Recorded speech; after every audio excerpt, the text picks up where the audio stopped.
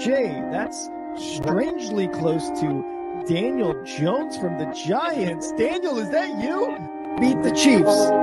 Show me. If the Broncos and Russell Wilson can show me that they can beat the Chiefs, then I will start believing.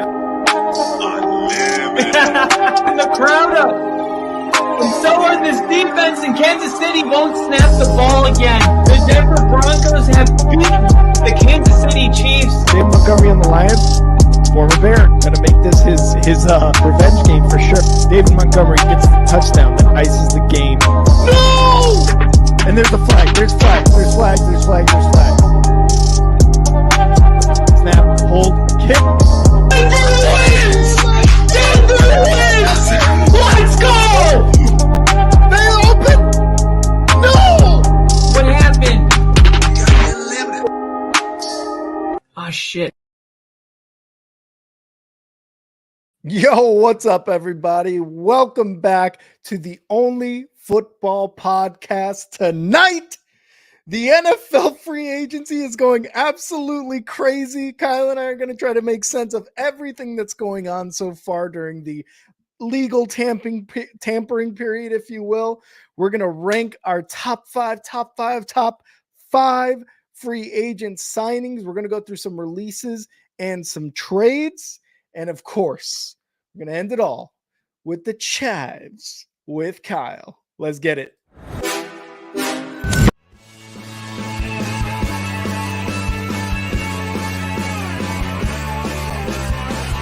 America is football. Football is America.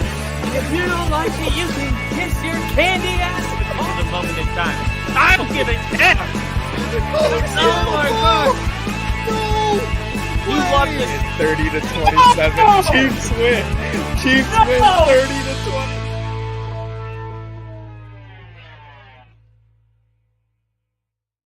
Woo! What is going on? You might have woke up today and felt like you might have been asleep for 4 or 5 days with how much has happened in 24 hours. And it just seems like everyone's trying to one up. The first domino falling is Russell Wilson going to the Pittsburgh Steelers. We're going to talk about that in a little bit. But man, what a day for the NFL. I mean, you talk about Madden. The creators are going crazy right now trying to change outfits and uniforms. Wait, no, Chris Jones is staying on the Chiefs. Okay, there's a lot going on that we're going to be breaking down. This episode is why we love the offseason. Yes. It's for these type of moments, and they only happen maybe once a year. This will probably be the biggest day, period, of the entire season. So, Rick, was there any of these moves that like you just did not see coming, or was there one that stood out? Or I know which one probably stands out. It might be some guy that a running back in Philly we'll talk about that is now going to Chicago. Yeah. There was a few that stood out. There was a couple where it affected me. It affected the Bears like immediately. There were some that affected the Bears in like an outside sense, and then there was one that I was just like, well, shit, we aren't going to get rid of Justin Fields during free agency, are we? So yeah. And dude, the first domino fell yesterday. I'm actually sending this one to our fantasy football group chat because I think this is going to be an important episode for everybody, because we're going to talk about these players, but we're also going to talk about if it's a good fit and which players we expect to make the biggest impact wherever they go. The first big domino that fell, some would say, was Russell Wilson time-wise, but the best free agent available was really Kirk Cousins. Kirk Cousins was playing at a really high level. It was something that the Vikings ended up getting kind of accustomed to, and they were recently reminded on what it feels like to not have a franchise quarterback, because Kirk Cousins went down last season. So you would think that they would know just how valuable he was, but they couldn't work out the financials. They tried to get together, and Kirk Cousins just wanted more money and a longer commitment than the Vikings were prepared to offer. So they let him test free agency, and Atlanta is offering to give him over $100 million in guarantees. So he's going to go to Atlanta and turn the page. This seems right away like a bad thing for the Vikings and a good thing for Atlanta. Yeah, 100%, man. Like Atlanta getting Kirk Cousins after the absolute shit quarterback play they had last season is huge for them, because one of the things that I was reading on Twitter, and this is coming from like, Vikings fan, not Vikings fans, sorry, Atlanta fans, was Kirk Cousins likes to use his tight ends. He likes to use his running backs out of the out of the backfield. And who do the Falcons have a tight end? They've got Pittman. Kyle Pitts, not Pittman. Sorry, Kyle Pitts. They have Bijan Robinson in the backfield. You had Kirk Cousins, and look, he's coming out of a Achilles from last year, but like the upgrade is almost immediate in Atlanta. The Falcons are going to be much better offensively. We talked about, I think, did we talk about Baker last episode? We talked a little bit about Baker, but one thing I want to say about the Achilles is that Kirk Cousins is a system quarterback, and system quarterbacks tend to approach the game in a different kind of manner, but they attack their rehab very consistently with the way they approach football. So I expect Kirk Cousins to come back playing at the same level we saw him before his injury. I fully expect that. Yeah, no, 100%. He is a guy who very much, like you said, system quarterback, can approach that a different way. And, going back to the Falcons with this signing, they're immediately better. On the other side, though, with the Bucs signing fucking Baker to a long-term deal, now it's like it's between the Bucs and it is between the Falcons. Like, unless something miraculous happens with the Saints and the Panthers are somehow, again, another miraculous shift happens with Bryce Young and that offense and that team, it really is coming down. At least the division is coming down to the Bucs or the Falcons. But the Falcons made a huge move. They are offensively very talented, and this is exactly the move they needed to make. I mean, you've still got Drake London there as your wide receiver one. You still have Pitts. You got Bijan last year, and he showed what he could do. You've got a ton of good offensive weapons there for you to make an absolute push for the division crown. 4 years, $180 million. Kirk Cousins definitely, in his career, at least in my opinion, does deserve something like this. As far as like what the Vikings said, this is kind of a statement from their GM. After significant and positive dialogue with Kirk and his representatives, we were unable to reach an agreement on a contract that fits the short and long-term visions for both Kirk and the Minnesota Vikings. Kirk holds a special place in Vikings history, and we appreciate his leadership and contributions to the team and the Minneapolis-St. Paul community over the past 6 seasons. We wish him, his wife, Julie, and their children all the best. So very classy from the Vikings and their GM to kind of, talk about that. And I'm sure, like you said, Kirk, what he did in Minnesota was special to the Vikings fans, but he gets to go to the Falcons, who, they don't have a Justin Jefferson, but they've got some really good weapons there. He's just going to make an immediate impact. I love this move. Yeah. So Cousins' time in Minnesota is going to end with 2 playoff appearances, a 50-37-1 regular season record as a starter, and a 1-2 postseason record. He threw for 23,265 yards and posted a 171-55 touchdown to interception ratio, along with a 101.2 passer rating. That's pretty damn good. So I think about this whole trade, like the Vikings are now what Atlanta was last year, and Atlanta will now be what the Vikings could have been had Kirk Cousins stayed healthy. It's like a total switch. Yeah. And I did think immediately with this trade, like this gets them Atlanta 10 games easily. And remember how high Atlanta, their fan base, dude, if before, I know you were still on deployment, but the feeling and the temperature of people in Atlanta, around Atlanta, in the sports media was that their team was better than people realized, and they didn't need a star quarterback to elevate them. They were right about the talent. They were wrong about the quarterback. So now in comes Kirk Cousins, and I expect the expectations to be even higher than they were last offseason with Riddler as their quarterback. Yeah. And like you said, Heineke too. So this is the best quarterback that's been in Atlanta since Matt Ryan was playing at a high level. And last time Matt Ryan was playing at a high level, They went to the Super Bowl and blew a huge lead, but guess what? They had a chance to win a Super Bowl that year. I'm not saying that Kirk Cousins is going to go back to the Super Bowl, but Atlanta's in the best situation since going to the Super Bowl to actually go back to the Super Bowl. So that's pretty cool. Yeah, and you got to look at what Atlanta was again with the shitty quarterback play they had. They were 7-10, and 3 games out of those 10 losses were over 1 scores.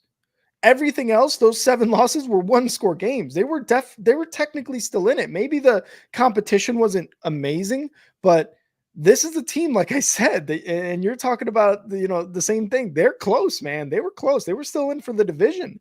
It's just that the Bucks and Baker made a late season push, and they were able to take the division. But Atlanta Falcons fans, you guys are up there right now. You guys are in very good shape, and probably I don't know, what would you say, favorites for the division at this point? Do you think the Bucks are still there, or what do you think? The Saints are headed towards like a total rebuild. Let's just be honest. Yeah. And then the Falcons with Kirk pending any kind of injury setbacks, which I don't expect, they're definitely the team, because you got to remember, even though Baker recency bias tells us that Tampa Bay is really good, and maybe they did turn a page, but maybe they also go back to winning one, losing. Remember how it felt during the regular season with Tampa? Yes. But I just don't know. Like, did Tampa just turn the page at the end of the season, and that's going to continue in to this season? So it's a mystery. It's definitely between the Bucks though and Atlanta, and both of them secured their quarterbacks. So go figure. Definitely. Our next one is I have a gift to Mr. Liam. So Liam, when you see this podcast, there is a gift. Steelers. Liam, LP. Okay. LP. I got a Russell Wilson jersey for you. I got one for you too, Bill. Rick. Steelers Liam or LP? Steelers Liam. Oh, okay. You said LP, and I was like, those are 2 different Liams. Oh, LP's the 49ers fan. We don't do names here. We don't do names here. But yes, Liam, look at that. You got a Russell Wilson jersey coming your way, and I think this is a win-win for everybody. Like, there's no reason there's no angle the Steelers will lose. They're paying Russell Wilson the minimum. He's going to be on a $1 million salary. He's going to be playing with a team that Mike Tomlin has always won more than he loses, hasn't had a losing season. And it seems like Pittsburgh is a good place to hide Russell Wilson's flaws, where he's not going to be asked to do too much, where he has Jalen Warren and Najee Harris, where he has Firemouth, Deontay Johnson, and George Pickens. You have the team all around you. You just need to step in and just not lose the game. And where else did he have to do something like that? Oh, when he won a Super Bowl in Seattle with a defensive head coach named Pete Carroll. Now it's a defensive guy named Mike Tomlin, and it's for Russell Wilson. It's a chance for him to salvage his career and get a gold jacket. And if you guys have not seen the video or the short that Kyle made when the news dropped after this live stream, make sure to go check it out. Hit a like, because and add a comment, because it was really great, really well done, Kyle. So great job on that, breaking the news with Russ. But you said it, man. A way where he can kind of hide his flaws. Yeah, this is it. The Steelers, another team where they had really shaky quarterback play. You were hoping, or at least the Pittsburgh Steelers fans were hoping, that Kenny Pickett was going to be the guy there. Year 1, he's getting into fights. He's showing that toughness with Pittsburgh. Year 2, it's kind of a little sloppier. You're starting to think like, is he the guy? Like, this is very inconsistent. They get rid of Matt Canada. It begins to improve a little bit. Then he gets injured. And now you're kind of like, all right, what are we doing here? This Russ Wilson signing is perfect because, again, the Steelers aren't taking a big hit thanks to the Broncos for the salary. But you get to see what he does, and you get to see if he can maybe mentor. I'm assuming this is going to be fully a quarterback competition between those guys in Pittsburgh. But, if Russ wins out, which I assume he probably will, You're kind of hoping he takes Kenny Pickett under his wing and shows him, that Russ, grateful person type of person that Russ is, and one of the things that Russ does is, he puts out a tweet, year 13, grateful Steelers. So he's just grateful to be playing football. Wait, with it's gonna be where's hold on, where's the football? We gotta do it. Is it Steel Country? What's it gonna Steel be? Country. Steel Country. Or here we go. Towels. Be terrible. Towels. Be terrible. One more time, towels be terrible. Towels. Be terrible. I fucking love that. He did already post the hype video. He Not did. kidding. I haven't seen it. I heard it's kind of cringe. But yeah, if you're expecting anything different from Russ, I mean, you're wrong. So yeah, welcome Russ. to the party. Yeah, exactly. With that being said, again, the competition there. I mean, can you see Russ taking a backup role, especially when your competition is Kenny Pickett and Rudolph? Like, can you see that at all? All right, just to be overly clear, Russell Wilson is the starting quarterback for the Pittsburgh Steelers right now. This deal doesn't happen unless Russ is the starter. He's too big of a personality. It's very similar to Cam Newton. He's just not a backup quarterback, and he's too close to being no, absolutely not. Like the Steelers are going to say competition. You have to understand that this is what they want. We're having a competition. It's a fake competition, but it's to get the most out of the players and to get them to buy in and also be in a competitive mindset where they have to be trying to, one up each other. So they're studying extra hours. It's all good for the organization, but make no mistake about it. Russell Wilson is the starting quarterback week 1. Where I expect the Steelers will be traveling to Denver to play the Broncos, and Russell Wilson will be the starting quarterback for the Pittsburgh Steelers. Holy shit, this is happening. And it's already, the schedule's already out, not the dates, but the opponents and where they play. So when I saw this deal, the first thing I looked at was, are they playing the Steelers? And the Steelers are coming to Denver. And guess what? If they made the Steelers the week 1 game in Denver, it would be the second time that they made Russ play his former team week 1. So don't think the NFL wouldn't do it. They've already done that. It would just be more consistent if they did do it. So, dude, there's no chance Kenny Pickett is the starter next year. I promise on everything. Yeah. And I'm tending to agree just because it's like last year with the Jets. Bringing in Aaron Rodgers and saying there's going to be a competition. It's like, look, I know they both have the same amount of Super Bowls. Obviously, the consistency, I think, as far as quarterback play isn't there. Aaron Rodgers, I think I would take over Russ Wilson any day. But when you compare him and Kenny Pickett, yes, you're 100% correct. Russ is going to be the starter. I just think throughout the offseason, it's going to be a whole competition, like you're saying. And Russ is going to be on board with that. Russ is going to be like, yeah, I'm going to compete. I'm going to do my best. Kenny's a great guy. All the shit that they say. But I 100% agree, man. I think he's going to be day 1 starter for the Steelers. And if they do end up going into Denver, this will be the second time that Kyle sees Russ, and then this time he's going to be hoping he loses. Dude, could you imagine having a deal go so bad and then Nathaniel Hackett gets fired and then he beats us in Denver after Sean Payton said it was the worst coaching job in history, and then they beat us and we said that's rock bottom. Yeah. And you know what? Yeah. Not only was that not rock bottom, we have now discovered that there is a new rock bottom lurking around the corner in September or October if we don't beat the Steelers. It's like there's these new ways to find and invent creative rock bottoms that only the Broncos are experiencing. Like this is like losing your dude. This is weird. Like Nathaniel Hackett and Russell Wilson beating us in our own stadium with different teams. But when they were all on the same team, they couldn't win any games. So I don't.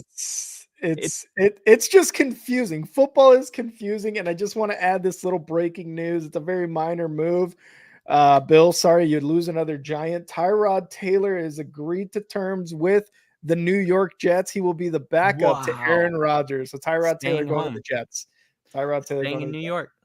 Jets. All right.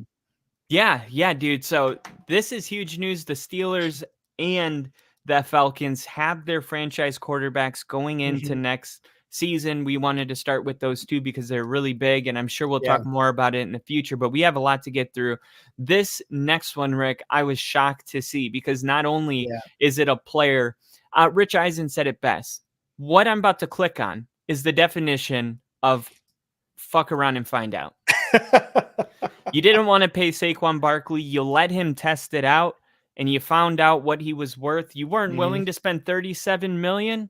You weren't willing to spend $37 million for a 3-year deal. The Giants have the money to do it. They weren't willing to do it, and they fucked around. And now they're going to find out because the Eagles were willing to pay that $37 million. And I expect Saquon Barkley is going to have a top 3 campaign next year, maybe run for at least 1,600 yards. This is a crazy good fit. This is a really bad thing for the Giants, especially letting him go to a divisional rival that you're going to see twice a year. Like, none of it makes sense, and this is just bad general management from the Giants. Yeah, man, it's rough to be a Giants fan right now, Bill. I'm sorry. I think you're looking for the draft. You're looking to the draft now, really, in this case, because you get rid of Saquon, who was probably your best offensive talent, just in general. Like you paid Daniel Jones a ridiculous amount of money. You know, he got hurt. You go with Tyrod. You go with old Tommy touchdowns. Tommy DeVito. Tommy DeVito, Tommy Duds. Tommy Duds. And you don't pay Saquon. God, it's tough, man. It's tough to be a Giants fan. I think they're just looking for the draft, looking to see if they can draft, move up, whatever it is they can for quarterback. I will say $37 million for 3 years. What did you think of that deal?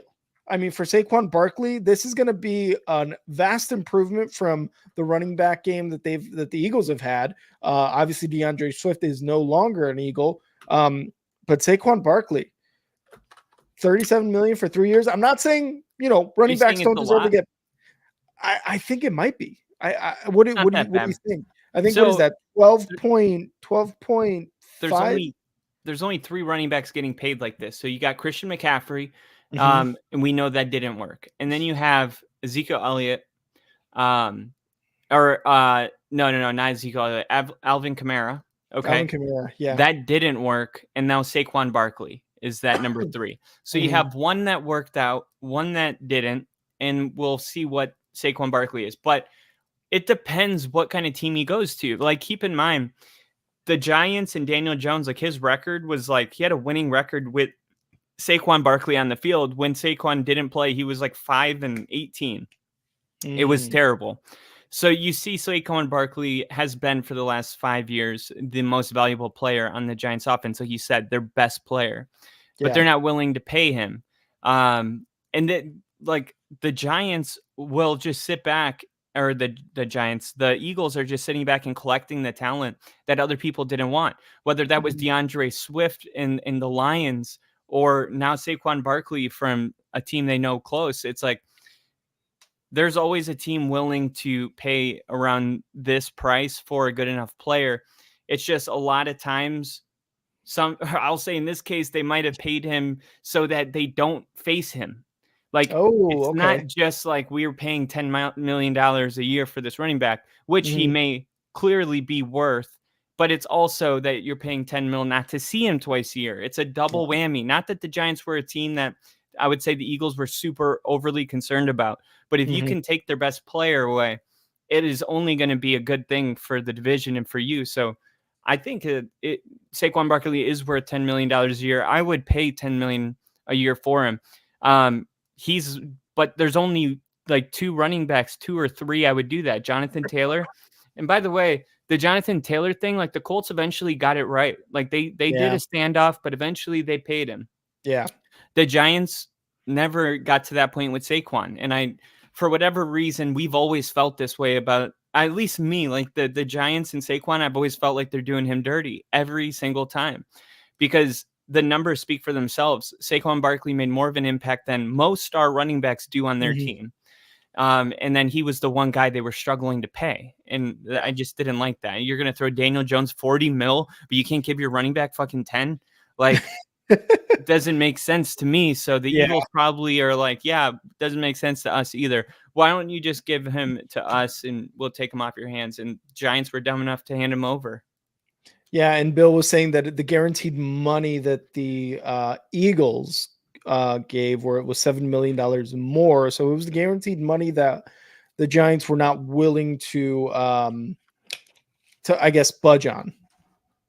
So the budging on the guaranteed money, that's kind of what caused it. But again, like this is just like you said, this sucks for the Giants because now they have to see him twice a year, and he is going to go absolutely ham. Kind of like when David Montgomery went to the Lions last year. He was a critical part of those wins against the Bears.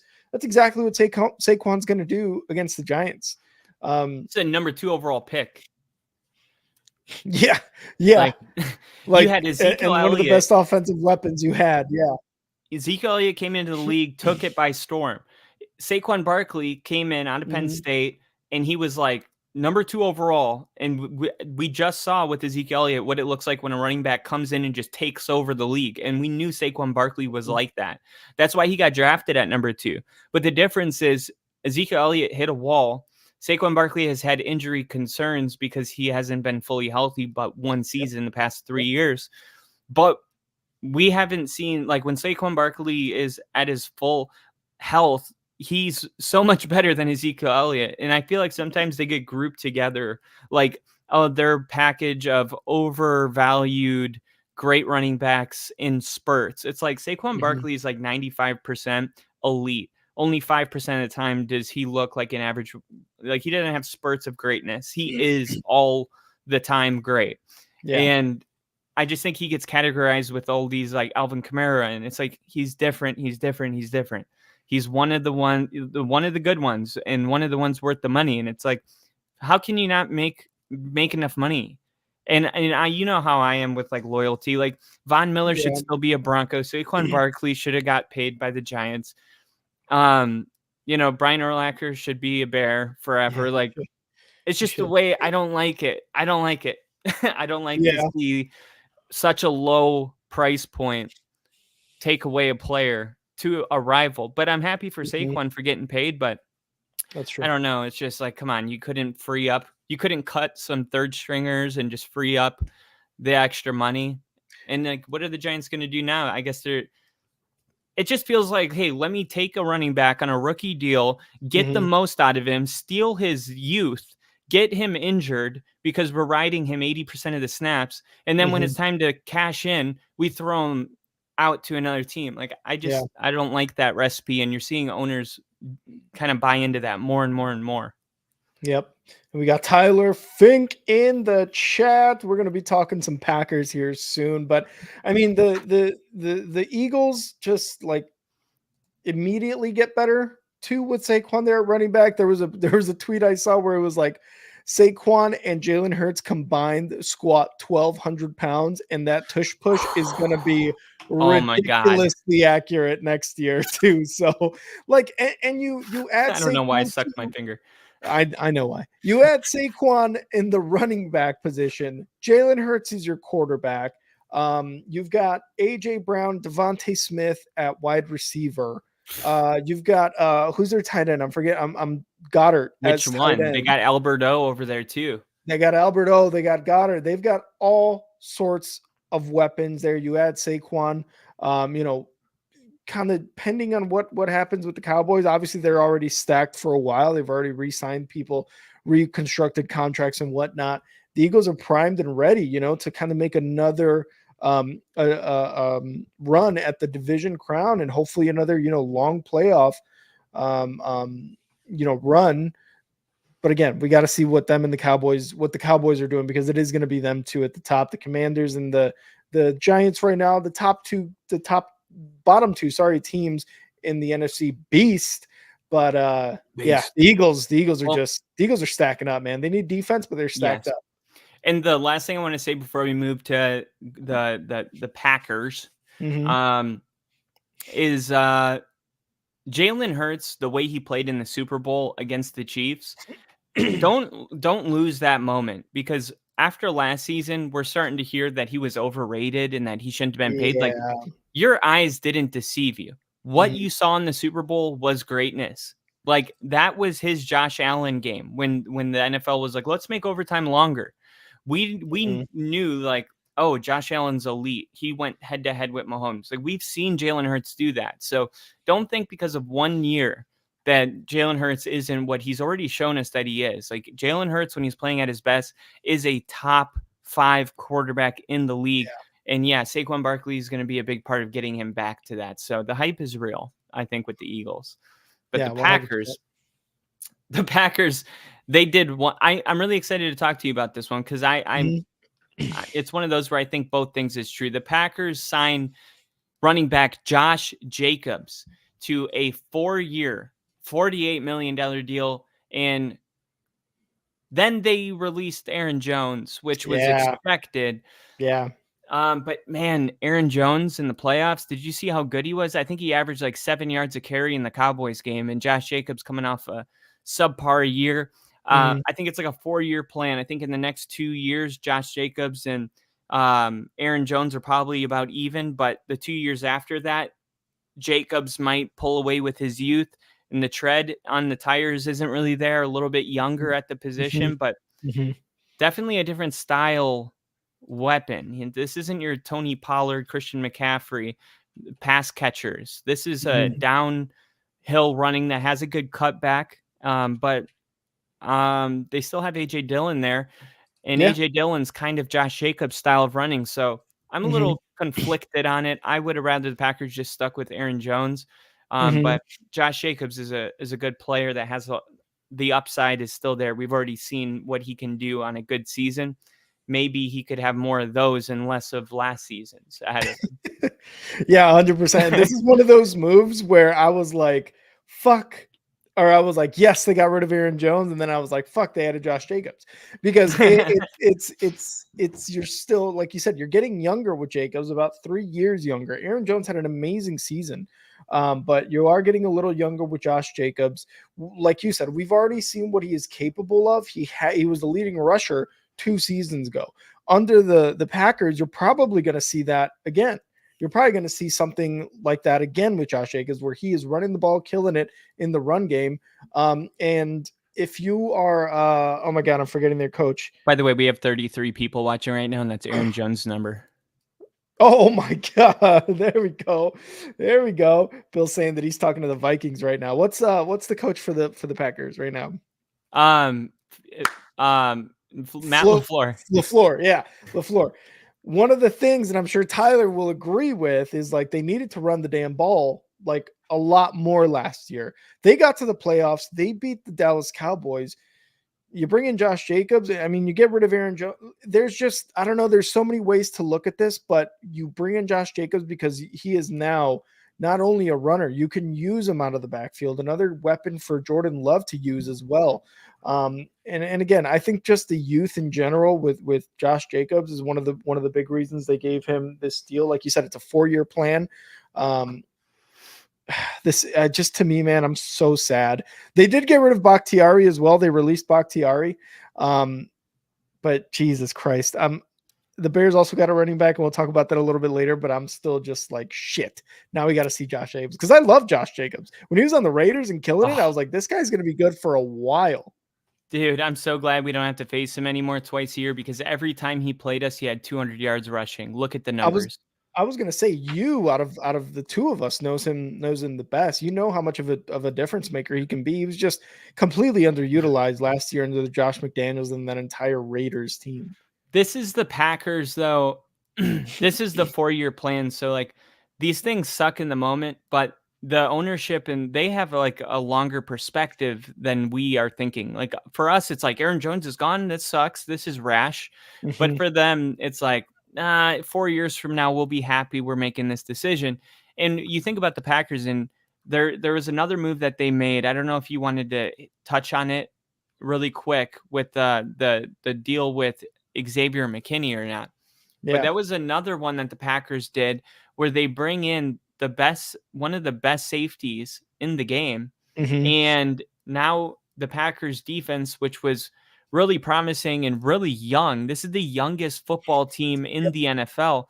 And then they bring in more youth and they get the older people out the door. It looks like the Packers are really believing in Jordan Love and they're setting up the team for the next decade, not the next 2 to 3 years. Like it's a new era coming. Yeah, because I think if you're the Packers and Packers fans, you saw what Jordan Love was able to do. Again, you went to the playoffs in a season that was a rebuild year. You lost Aaron Rodgers in the offseason. You brought Jordan Love in. You kind of saw in those first 5-6 games, you're like, oh shit, we really are we really are in a rebuild, right? And then you see what he's able to do with the weapons that he has. LaFleur again opens the playbook a little bit, like Tyler was saying to these guys, to Jordan Love, to just being a quarterback. They get to the playoffs, they beat the Dallas Cowboys, and now if you're a Packers fan and if you're the Packers ownership, you're like, yeah, we do have a squad right now. We have a young quarterback who is hopefully not the third Hall of Fame quarterback in a row for the Packers. God, I hope so. But you're looking at this and you're like, and our defense was able to improve in the last part of the season and even into the playoffs. Like they were able to improve. You got rid of your defensive coordinator and you still got a defense that's improving. You add Xavier McKinney now. And I mean, if you're a Packers fan, you are loving day one of this legal tampering / free agency signing day, right? You are loving what they're doing. You are absolutely ready for the season at this point. So, like you said, they're preparing for the next decade. They want to be able to run with the teams like the Cowboys, like the 49ers, like the Eagles, like the Lions now. They want to be able to be right there with those top tier teams, and they are making the moves that will put them right there. Yeah, it'll definitely be a lot of fun to watch. And new defensive coordinator Jeff Hafley coming from BYU. It'll Mhm. be cool to see how he does with this defense. But yeah, the Packers are kind of like the Lions are already pulled away, and then Mhm. it's like, okay, who's keeping up? Like the Packers are keeping up. Like they have a seat at the table. Mhm. They and they could probably go toe to toe, and it's like, okay, well the Vikings just lost their quarterback. So the Bears, it's like there's a fork in the road here. Are you Yeah. going down with the Vikings? Or are you going up with the Packers and the Lions? And the Mhm. way the Bears are approached free agency today, it Mhm. seems like they want to stay with the Packers and the Lions. The Bears sign a running back that we Yep. know very well, DeAndre Swift. I Yep. drafted him on my fantasy. I've been a big proponent of how good he is. And the thing is Rick is like, there was plenty times where he had 200 rushing yards or 170 rushing yards, and they still split all the carries with Kenneth Gainwell. Mhm. They didn't lean into that. The Bears are going to lean into that. And the last thing I'll say, because this is your thing, but the the the the Bears had the number 2 rushing attack last year, but it was like 50, no, I think it was 25% of their rushing yards were Justin Fields and Tyson Bagent. And they only Mhm. had one running back that went over 600 yards, Yeah. which was Khalil Herbert. And then Mhm. Josh Johnson, I think is his name, or the other running back had like 400 yards rushing. Dante Foreman. Dante Foreman. Yeah. So when you look at the Bears, it's like, yeah, the numbers say they're the number 2 best rushing offense, but most of that's coming from the quarterbacks, and you barely have a 500-yard rusher on the team. So, Yeah. like, Yeah. in my opinion, DeAndre Swift's coming into a 3-back situation. Like he's going to clearly be the head guy, and I think he's ready for that role. And the Bears just learned this when they let what's his name go to the Lions, Montgomery. David Montgomery. And I think the Yep. Bears are like, hey, we can reverse that damage by tapping into the potential of DeAndre Swift. We'll Mhm. just do what another team did to us, but to them. That's how I look at this. Yeah, and they're reversing that by paying $6 million more for DeAndre Swift than they could have for David Montgomery. So 3 years, 24 mil. Montgomery got 3 years, 18 mil. But you're right. The Bears were such a great rushing attack last year with nobody leading it for the running backs. Like you had a running back by committee. You had Deontay Foreman. You had, oh my God, I'm forgetting his fucking name right now. There was one guy named Evans that came onto the field, but you are looking at Justin Fields, who is running the ball. That's who the premier back was last year. Justin Fields ran for over 1,000 yards the season prior. So it's like the rushing game for the Bears was always good. You had DeAndre Swift, you had a lead back, right? Now you can kind of have a name to the stats with DeAndre Swift. The only thing that does kind of worry me a bit with DeAndre Swift is the Eagles. I know they had Kenneth Gainwell. I know they had Boston Scott in there last year as well with DeAndre Swift. DeAndre Swift was clearly the better back, but towards the end of the season, I'm not sure if it was because of what happened late in the season of the Eagles just in general and their offense, but you saw them kind of go away from DeAndre Swift a bit, and I don't know if it was a toll on DeAndre Swift, the player throughout the season. Sirianni, I don't know. just bullshitting.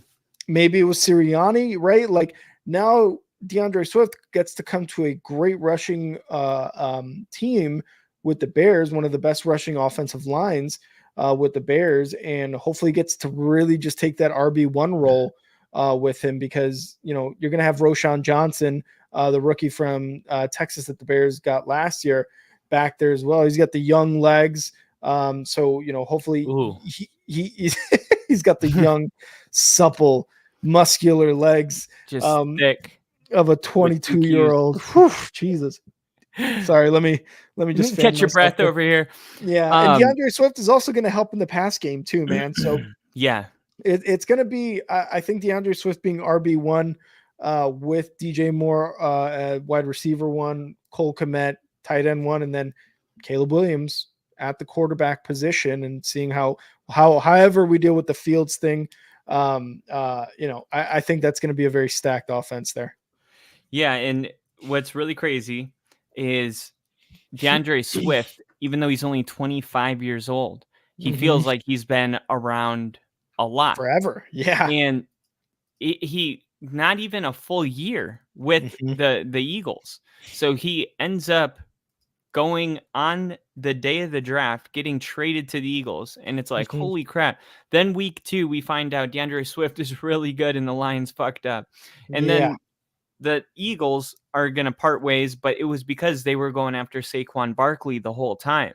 So they're willing to part ways with this dude. But the thing is he's a young guy, man. He's 25 years old, and he had his best season last year.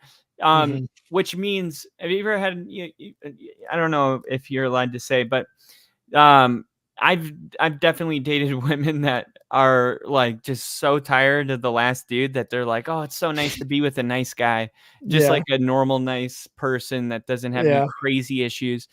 And where's this going? I feel like with DeAndre Swift, like he's been passed around from team to team. Like he's going to be like, the Bears just offered me a 3-year contract. I'm going to buy in. I'm a Bear. I'm buying a house.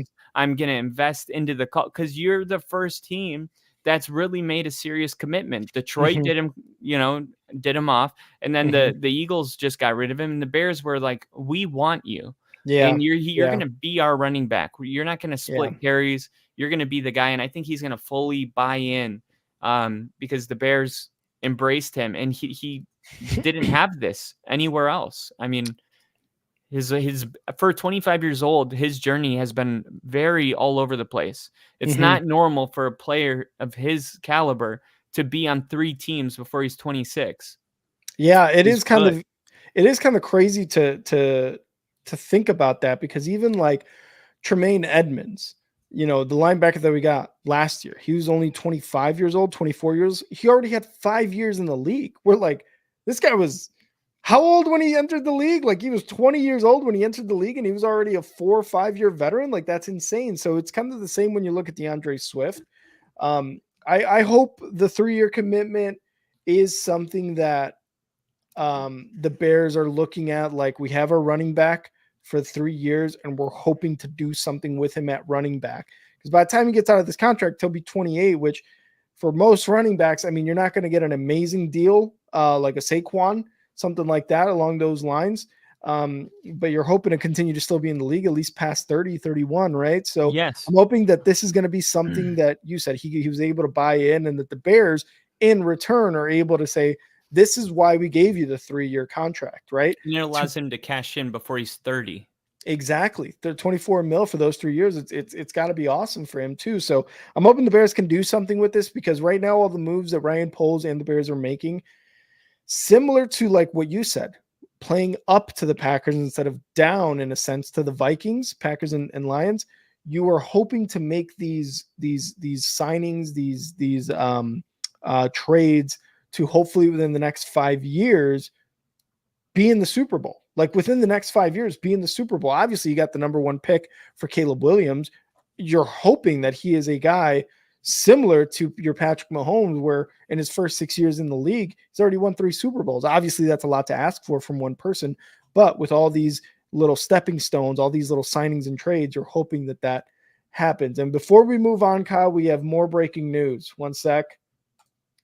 Says Kyle is gay. Everybody, Man. Kyle is gay. Dude, I thought you had something big. News, Gosh. breaking news. Kyle is gay. I'm about to tweet it. No, but real quick, when you think Uh-huh. about the Bears with Roshan Johnson, Mhm. and who's the other guy? Khalil Herbert. Khalil Herbert. Yes, I couldn't remember his name. You're like, okay, so these two guys weren't bad, but the question is are they special? Mhm. And that's kind of what the Bears are now stepping into, where DeAndre Swift, like, there's your top tier, like Saquon Barkley. Obviously, they went with Saquon Barkley over DeAndre Swift. So Mhm. I think it's only fair that those are kind of the separate tiers. But Tony Pollard is in the Yeah. same tier as Mhm. DeAndre Swift. Mhm. And this is the tier of running backs that can take over a football game and win a football game for you. The Bears, they had like decent running backs, but did you have special back there? Mhm. Now with DeAndre Swift, they do. So, Mhm. I mean, it's just different. It's a different feeling. Like, Yeah. when you have the running back that, like Christian McCaffrey, every time he touches the football, you're like, it doesn't matter how bad they block, he's going to at least gain 2 to 3 yards per play. Yeah, every Like, time. Every time he gets hit once, he's still going forward for a yard or right. two. He doesn't lose yards. And like Mhm. DeAndre Swift isn't as great, but there's a lot of similarities with his game and how he doesn't take a lot of negative plays, and he's a special player that can run for 200 yards and multiple touchdowns at Yeah. any given Sunday. Yeah, 100%. Again, I'm hoping DeAndre Swift also becomes a big element in the pass game as well. Again, to see whether we draft Caleb Williams or stick with Justin Fields, whatever it is. I mean, we're drafting Caleb Williams, but depending who the quarterback is, they won. I just hope he does become a big factor in the passing game outside of just the running game too. He won't. All right, so our next deal is going to be with the Kansas City Chiefs re-signing Mhm. Chris Jones to a 5-year, $95 million guaranteed deal. This is a nightmare for Yeah. us, Broncos country. We have our own problems to deal with right now, but this doesn't help. This is one of the most dominant defensive players in the league. Mhm. I think I said in our last episode that that the writers were saying that a deal wouldn't get done. But then I Mhm. went on saying that he has to get a deal done because he just won a Super Bowl for Kansas City. Like, that's his ring. Mhm. This is his statue. This is his moment, his jersey in the Ring of Honor. Like, he can't go at this. Like, they have to sign him for this 5-year deal at least. And there is the deal. So there's Yep. your Von Miller deal right after Super Bowl 50, Chris Jones's deal right after Super Bowl 58. Mhm. 5-year, $160 million. This is something that the Chiefs needed to do. Like, there's your Patrick Mahomes and there's your Right. Chris Jones and your Travis Yep. Kelce, and everyone else can fuck off. Mhm. But we're not playing musical chairs with these 3 positions. This is definitely one of the good players on Spagnolia's defense. So I expect the Chiefs to continue riding the defense that they had last season, especially keeping their centerpiece. Yeah, no, 100%. I mean, a Pro Bowler in each of his last 5 years, Chris Jones, the force that he is and continues to be in Kansas City. Like, you got to keep a guy like that. Now, obviously, the Chiefs have to figure out what they're going to do with L'Jarius Sneed, one of their top corners, one of the top corners in the NFL, really. But Chris Jones was definitely one of those first kind of not building blocks, but one of those first things that the Chiefs GM and ownership had to really tackle in terms of contract, right? We want to keep this guy because of how disruptive he is at the defensive tackle position. I mean, he's got a career, 75 and a half sacks, 12 forced fumbles, 3 fumble recoveries, 2 interceptions for a D tackle. 2 Pretty interceptions. sick, right? Like, this guy is absolutely amazing at his position. So unfortunately for you, the guy in LA, the Rams. oh yeah, Aaron Donald. Aaron Donald. Yeah, I was gonna say I don't know if his guaranteed money sets the record. I don't think there was nothing in the article that said that. So I think Aaron Donald still has the most guaranteed money for defensive tackle, and I believe it's just by $1 million, 96 million. Okay. I said just by $1 million, just $1 million. Only $1 million. No, only $1 million. Cool, wipe my ass with $1 million. Yeah. Unfortunately, with this. Unfortunately for Kyle, you and Nick get to see him for another 5 years, twice a year, 10 times, 10 games, and that's not including playoffs. So, no. I threw you a bone. I said playoffs. I threw you a bone. Well, Chris Jones, his agent, they were like, we're going to make you the highest paid defensive tackle ever. And they were like, okay, keep on going. We're going to give you $1 million more than the next guy. And his agent said, 2 inches short, maybe less. The story of my life. Just a little short. Not enough money. Short. So yeah, dude, you're right. It's going to suck for a long time, but I guess not super surprising that they were able to come to some sort of agreement considering how good he is. But yeah, moving on to our next one, Jinja. Your Indianapolis Colts have re-signed Michael Pittman to a 3-year, $71.5 million deal. Michael Pittman's pretty freaking good. And in a lot of ways, he reminds me of Terry McLaurin. A really good wide receiver that's putting up consistent numbers that doesn't get enough credit because of the quarterback carousel going on around him. Michael Pittman has been very consistent, whether it's freaking Minshew or Anthony Richardson or whoever the hell they had before that. That's just been his life. He performs. If you're a results driven person, you wanted Michael Pittman to re-sign with the Colts because he's been that good. And I like this deal. You get $71.5 million. He gets paid. He gets to freaking go ball out and buy whatever the hell he wants. And then Anthony Richardson gets to keep the best weapon on the team. I think it's a good time for everybody. Yeah, and Michael Pittman, like you said, very, very consistent. Only he surpassed 1,000 yards last year and 4 touchdowns. The year prior, he could have had 3 years in a row where he had 1,000 yards receiving. The year prior, he was only 75 yards short, and he still had the 4. I believe it was still 4 touchdowns the season prior. 2021, yeah, in 2021, 6 touchdowns. Again, over 1,000 yards receiving, almost 1,100 yards on the year. You talk about consistency, like you said, this is one of those guys that may be a Mike Evans in the making, how consistent he is. And like you said, with Anthony Richardson there, you keep his number one guy and you just keep feeding him the ball. He's a big guy. He's a number 1 wide receiver. Like, this is who you want if you are the Colts to stay on that team, especially with a second-year quarterback coming off a season-ending injury, to kind of come back and be comfortable with the guys that are still on the team. So great signing by the Colts to continue that consistency there. Michael Pittman Jr. there for another 3 years.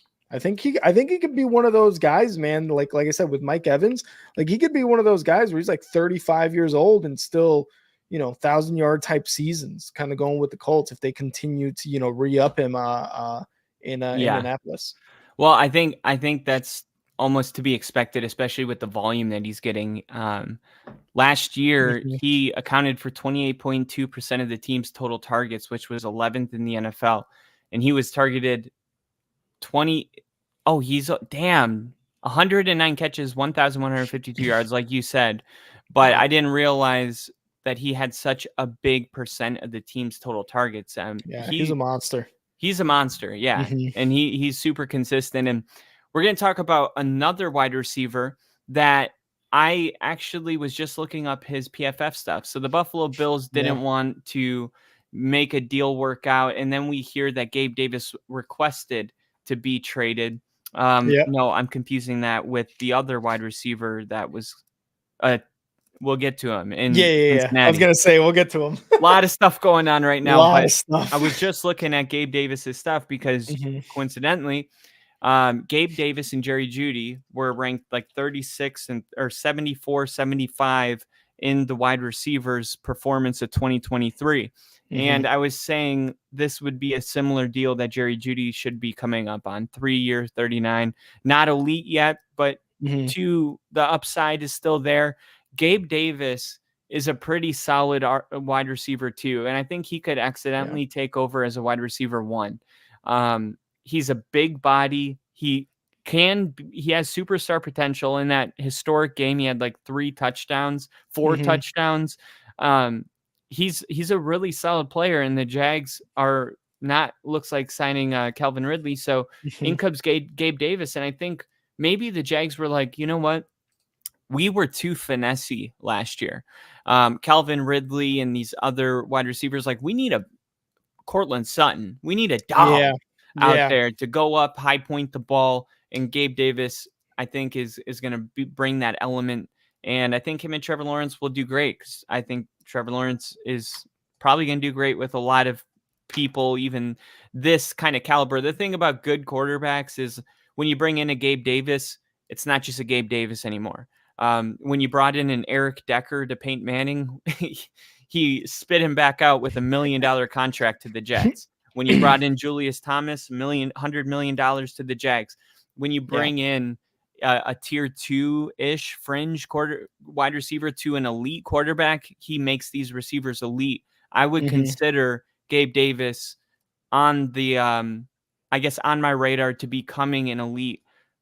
We'll see how Trevor Lawrence says. Obviously, they're not coming off their best season, but if things are hitting off on the, on the right cylinder and the chemistry is there, Gabe Davis, Trevor Lawrence could be something we hear a lot next year.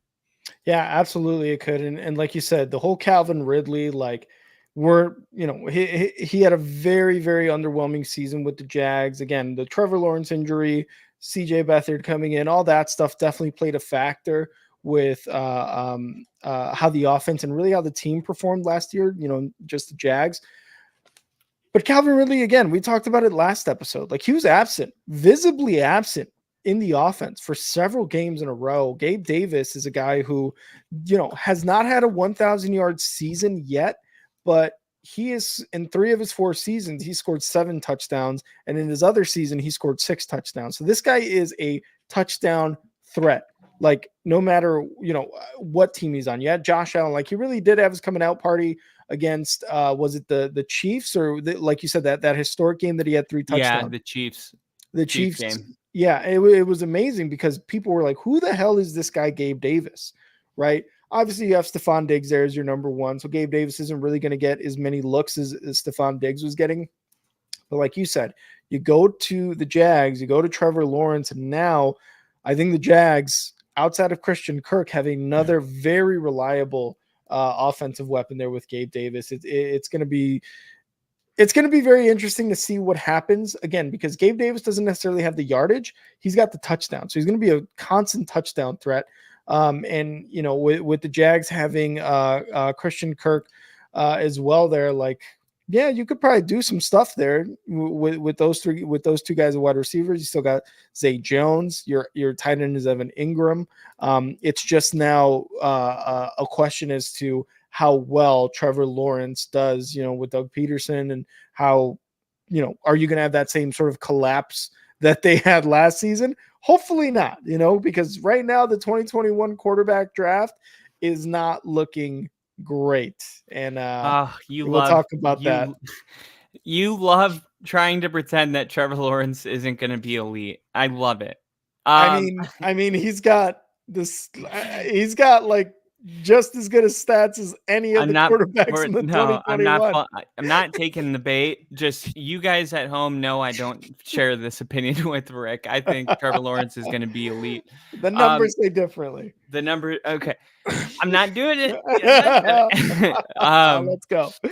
Yeah, dude, this is a huge one. And last year, it's worth noting that Davis didn't have his best season last year. His best statistical season was in 2022 when he had 836 receiving yards on 48 receptions. So his best year, he hasn't eclipsed the 1,000-yard mark.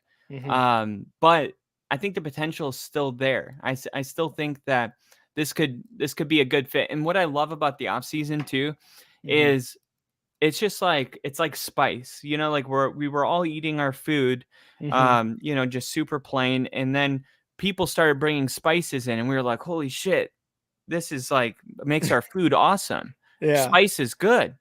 And you got all these like Gabe Davis and these players, and it's like we put them on new teams. It just spices everything up, and it's absolutely like all of a sudden Gabe Davis is exciting. Like, oh, how is this going to work out? And Calvin Ridley and all these new players. It's like even though all these players aren't new, the fact that they're going on new teams just is such a fun feeling to feel. Like, do you feel that way?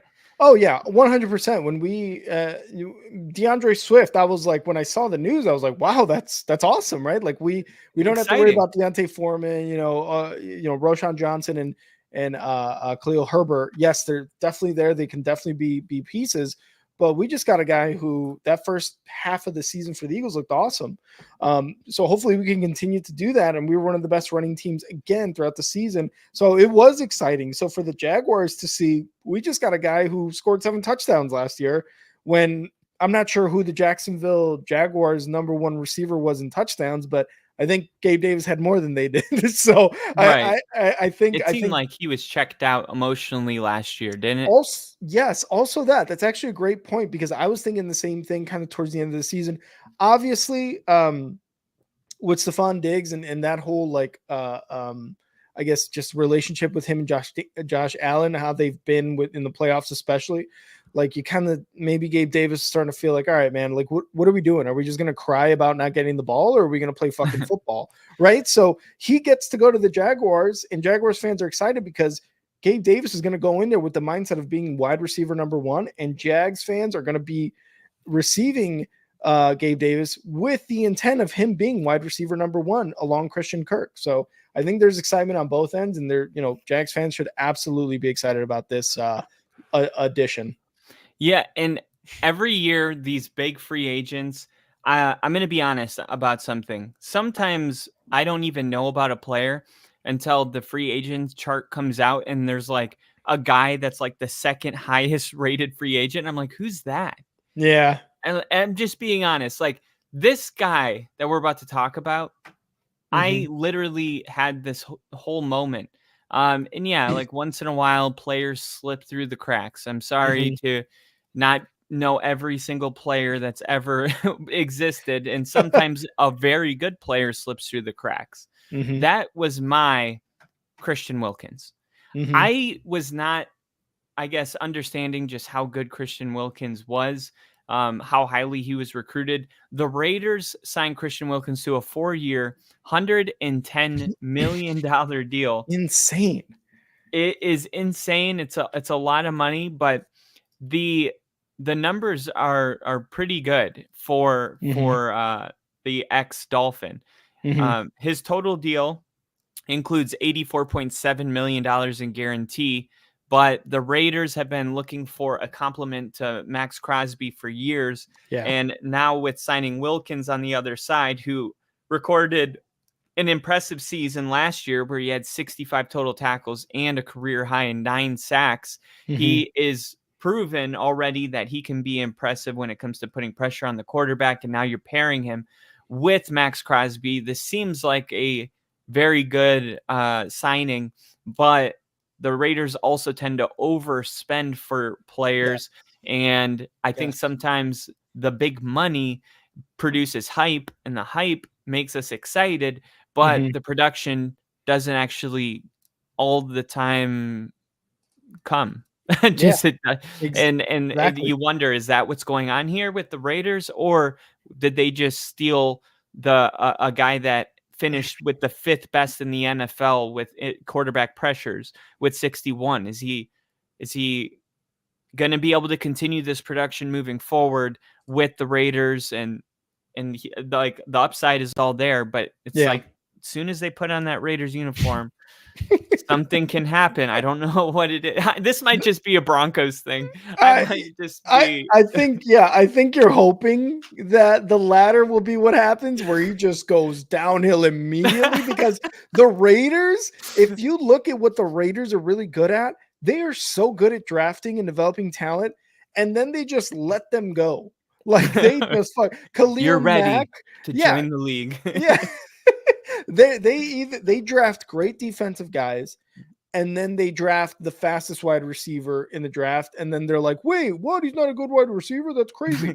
So it's just the Raiders are very, very confusing organization. As far as Christian Wilkins, like, I don't think you're necessarily wrong to be like, hey, this one kind of slipped. I mean, he had his first impressive year was just last season. His most impressive before that was 4.5 sacks back in 2021. And, he had a ton of tackles. Like, I'll be honest, 89 tackles the year prior in 22, 98 combined tackles with 3.5 sacks. But I think what the Raiders are really paying for here is not necessarily the sacks, but like you said, quarterback pressure. They need that interior pressure so Max Crosby can possibly get free and sack the quarterback. They know what they have in Max Crosby. They know they need to get him another guy that can work alongside him and really just elevate that defensive line as well as their secondary, because it's just proven. If you put a ton of pressure on the quarterback, you're either going to get a sack, some sort of fumble, or possibly a turnover through the air. Like your quarterbacks are just going to make decisions a little bit faster and a little bit wilder, which can lead to more interceptions, can lead to more batted passes, can lead to more incompletions. The Raiders are playing the defensive game right now, and I mean, they did up the offense here that we'll talk about in a bit. I mean, up the offense may be a very strong word, but I think Christian Wilkins, really the quarterback pressure and to elevate Max Crosby to the next level of what Max Crosby could be, is I think what they signed them for. 110 million overpay. I think it was an overpay though. You think? Well, the one reason that I'm willing to give a chance to this signing to be a good deal is because Antonio Pierce. Pierce, a lot of people don't realize that he's a defensive guy, but I was going to say, as far as his early career, like he went to Paramount High, he went to Paramount High School in California. Then he went to Mount San Antonio, and then he played for Arizona, which was his best college. And then he went undrafted. So he was the overlooked, the underdog. He's the underdog story. Then as an undrafted player, he becomes really great with the Giants from 2005 to 2009. But then when he went back to coaching, he went back to his Long Beach, California high school, and he was a head coach for 3 years. And then he went to Arizona State as a linebackers coach, and then the Raiders as a head coach just 2 years later. The only reason Antonio Pierce has been able to go through all because obviously overlooked, underrated, undrafted, the only way players like this succeed is rising to the occasion. And in the case of coaching, Antonio Pierce is a great defensive coach. That's how he's gotten himself into this position. So the fact that he sees players that he wants, and he's already made a statement after the signing. He said, and now Max doesn't have to run as far on the outside because that quarterback, he can't step up anymore. Pierce said, because you got inside B gap pressure and force. This is just a guy that knows what he likes and he knows what he's doing. And to think that, he's wrong about this might be just a little more unlikely than I'm right about this. Yeah. Like Yeah. he's kind of an expert with the defensive side of the ball. Yeah. And AP is the kind of coach that you saw what other Raiders players were saying about him. This is the guy that they want to play for. This is the guy that they wanted to lead them in the locker room and on the field. So I think Christian Wilkins he's kind of a goofball too. I don't know if you've ever seen his mic'd up moments. He is kind of a goofball. Yeah, he's funny mic'd up moments, but like he said, you want that pressure up the middle so Max Crosby doesn't necessarily have to do the absolute most on defense. And Max Crosby is a pest. Just ask Patrick Mahomes. Max Crosby is an absolute pest on the defense. You had Christian Wilkins, who is a goofball. Oh my God, that defensive line might be very, very scary next season. And fun fact, when the Washington Redskins signed him as an undrafted free agent in 2001, he played in all 16 games. He had only one interception. Do you know who his interception came against? Peyton Manning. A different Broncos quarterback, Jake Plummer. No Jake shit. Plummer. Wow. Yeah, Wow. weird, right? Yeah. Cool. So anyway, that was the Raiders and Christian Wilkins and all of that. But the Raiders weren't done. Mm-hmm. They had more work to do, and it was signing Gardner Minshew on a 2-year, $25 million. The stash continues. The splash continues. Everything about this trade is confusing as hell. Is he?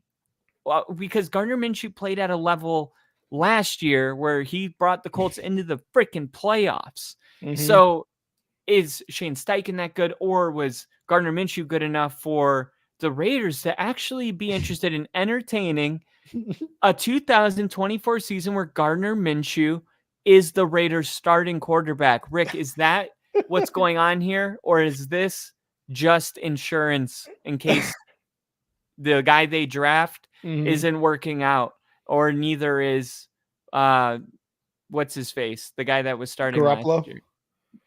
Oh, fucking Garoppolo. That's what I'm saying, man. This is definitely not. No, he's released, right? Garoppolo. I don't know what the fucking deal is with Garoppolo. I think he got released. I'm not sure. I'm gonna actually look it up. Garoppolo. I got you. Yeah, because this yeah. Oh, it's saying he might be options. The Vikings. Yeah, he cut the Raiders put a plan to cut Garoppolo in a month. Garoppolo will not appeal the suspension. Will miss the first 2 games, but he's the front runner for the Vikings. Yeah, so Jimmy G's like that whole God, dude. I remember this so clearly when the Raiders signed Jimmy G. Aiden O'Connell, that was the other guy. I remember so clearly this video of Jimmy G walking into the new Raiders stadium and kind of looking around at the seats, and there was fans doing a tour, and they're like, Jimmy, and he's like, hey, what's up, guys? I'm going to be your quarterback next year, or some shit like that. And now, 1 year later, gone. He is an afterthought with the Raiders, and that's exactly why they got Gardner Minshew, because they're like, God damn, we fucked up. Bad. Right. We paid Jimmy G a shit ton of money, and we fucked up really bad. Now we're gonna have to let him go, eat up the salary of not only him but McDaniels, of all these other players, of this, of that guy. Like, the Raiders are so good at spending money to players that do not play for them and coaches who do not coach for them. They are like the experts at that. But this Gardner Minshew thing is literally just a, hey, we kind of fucked up. Gardner didn't do bad last season with the Colts, with, I guess in a sense, limited weapons, and really a team that wasn't necessarily supposed to go as far as they went. So, hey, let's bring him to the Raiders on a cheap deal. Let's see if Aiden O'Connell might be the guy. That competition sort of spurs something, right? And maybe Aiden O'Connell shows that he is. And if he isn't, well, we got Gardner Minshew for $12.5 million or whatever is guaranteed. I think it's like $15 million actually. And to be honest, it's on the cheap end for a guy who performed pretty well last year. Yeah, and he's the best. But if he is a backup, he's the best backup available. So I mean, he's up there, starting fringe. He's on the fringe. Mm-hmm. Aiden O'Connell is going to be in a quarterback competition with Gardner Minshew. Now, if they draft a quarterback that tells me that they're on a 4-year plan.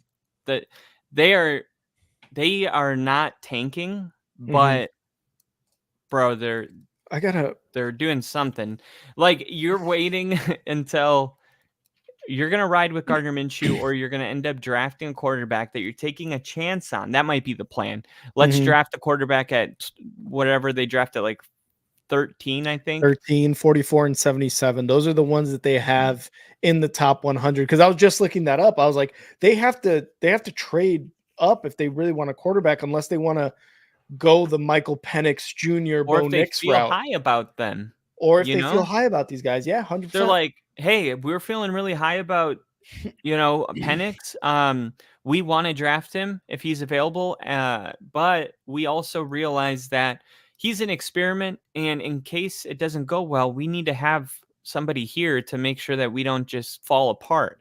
That's where Gardner Minshew kind of comes into the equation. So it tells me that the Raiders still are probably going to take a chance on a guy, or they're not even going to go for a quarterback this year, and they're going to see Gardner Minshew could have a Baker type moment. Gardner's still learning, and I don't know, he looks a little bit better every time I see him. So I just would never rule him out. So Gardner Minshew might be finding a way somehow to make his way on Sunday television by next year. We'll probably at some point be calling a Gardner Minshew-led football game. That's just the way it is. Everywhere he goes as a backup, he becomes the starter somehow. Either the quarterback always gets hurt, or whatever the case is. But doesn't it seem like Gardner Minshew is the most starting backup quarterback we've ever seen? He is, especially after like the season that he had in Jacksonville, where the Jags fans were like, "Oh my God, we have the quarterback of the future!" Minshew and then mania. Minshew mania happened, and then after a while, they're like, "Oh yeah, Trevor Lawrence is an option. Yeah, get him." Yeah, we'll go with. But yeah, I still remember games where he would take over. He had one in Denver, and the Mile High paper said like Minshew Magic, because it's called Mile High Magic. And it was like Minshew Magic, because he like balled out in our stadium and like had a 21-point comeback. Like it's in there. Like he has it. He really does. So I don't know, keep your eye on this one. The Commanders made a big move today, and we wondered what was Harbaugh's decision or stance going to be on paying Austin Eckler, who is going into another season where he had to address this financial stuff. It happened last year. They worked out, oh, okay, I'll just play under my final contract, and then I'll, I guess, bet on myself being good enough to get paid.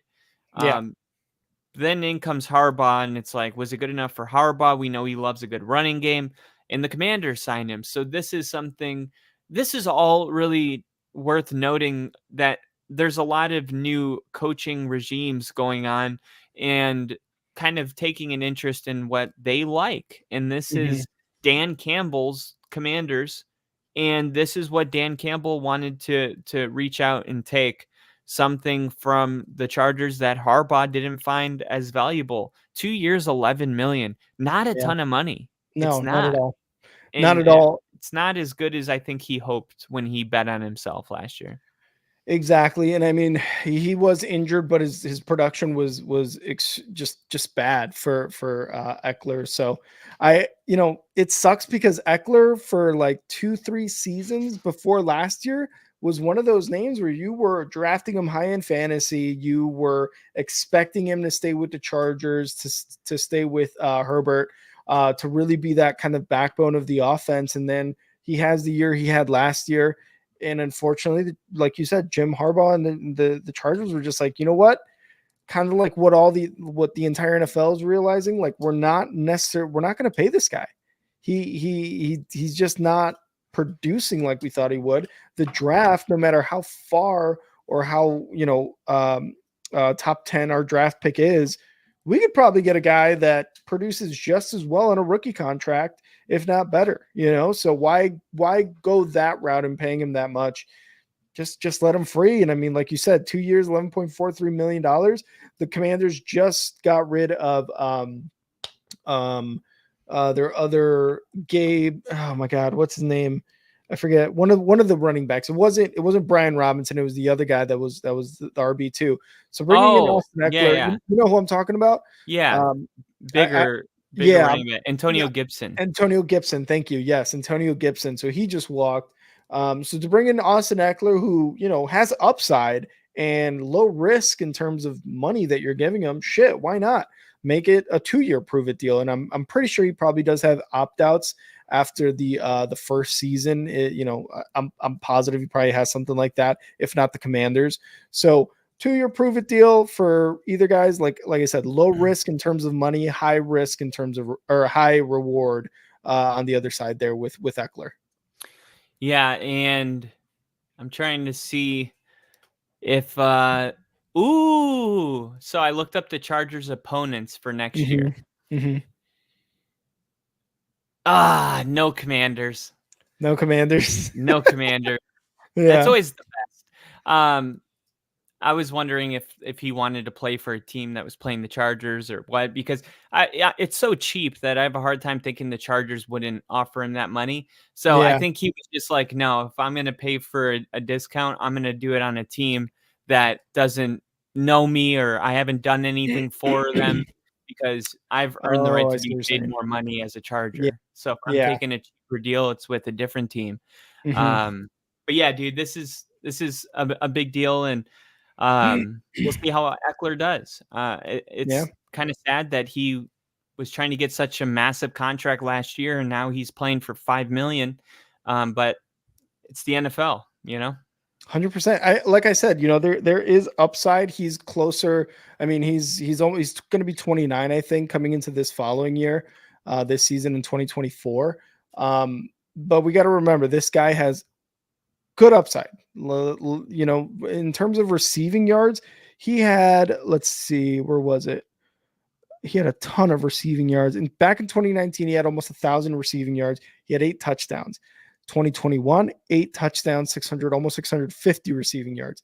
2022, 722 receiving yards and 5 touchdowns. So just as good as he is on the ground, he hasn't had a 1,000-yard season yet, but he's got double-digit rushing touchdowns in 21 and 22. He is 2 years removed from that stuff.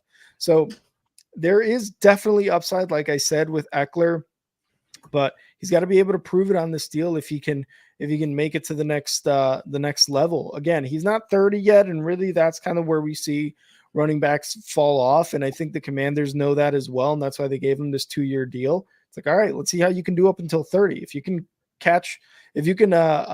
receive almost 1,000 yards again, score double-digit touchdowns on the ground, shit, then you're going to be great with our presumably young quarterback that they're going to draft, and an offense that has great weapons with Scary Terry and Brian Robinson there. Yeah, and staying with running back news, the Tennessee Titans are replacing 4-time Pro Bowl running back Derrick Henry with Tony Pollard, running back from the Dallas Cowboys, only 1 year after the whole thing with Ezekiel Elliott, which is surprising. Yeah. Tony Pollard's going to be moving to a different team, and I've looked into this trade, and it's interesting what's going on. It's not so much the running back position that Tennessee is abandoning. It's not so much Derrick Henry they're abandoning. It's the style of running back they're abandoning. Yeah. And you look at this coach coming from the Bengals, and Joe Mixon is also such a pass catching threat. Tony Pollard is in that category with running backs that can catch out of the backfield, which is something I think they want to go towards instead of the ground and pound style of Derrick Henry. That's a little bit outdated. Nowadays, running backs are asked to do a little bit more in the receiving game. So they agreed with Tony Pollard, and Tony Pollard is going to come in and be the running back. This is good for. I think this is good for the Titans. If you're going to get rid of a guy as good as Derrick Henry, you got to at least bring somebody in that's going to fill some sort of that role, or you're just going to have a total gap in your offense while everyone's trying to figure out how to continue life without Derrick Henry. This will make that a little bit easier, I think. Yeah, no, 100%. And like you said, they're kind of shifting from that just downhill running Derrick Henry type of guy, because this is Tony Pollard caught 55 balls last year and he still rushed for 1,000 yards last year. The only thing is the efficiency at which he did it, right? The season prior when he made the Pro Bowl and they were like, oh my God, Tony Pollard is our running back number one, right? He rushed 193 times, had 1,007 yards. Last year, he rushed 252 times and had 2 yards less, 1,005 yards, 3 touchdowns less, 9-6.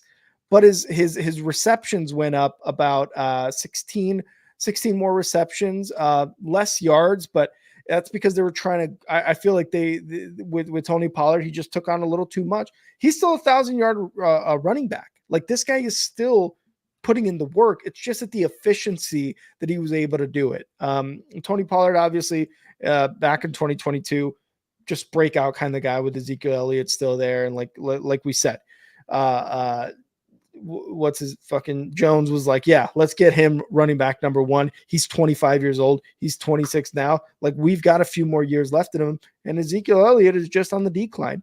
But unfortunately, it was at the efficiency at which he was doing it. Again, the Dallas Cowboys, again, just like the rest of the NFL, thinking we could probably get a guy who does something similar, if not two guys who can do the exact same thing, because we have a guy named CeeDee Lamb and a guy named Dak Prescott and a guy named Micah Parsons on our team that we're going to have to pay a shit ton of money to. So Tony Pollard, again, going to the Titans, not bad. 26 years old, and he's going to work with either Will Levis or whoever they decide is going to be their quarterback.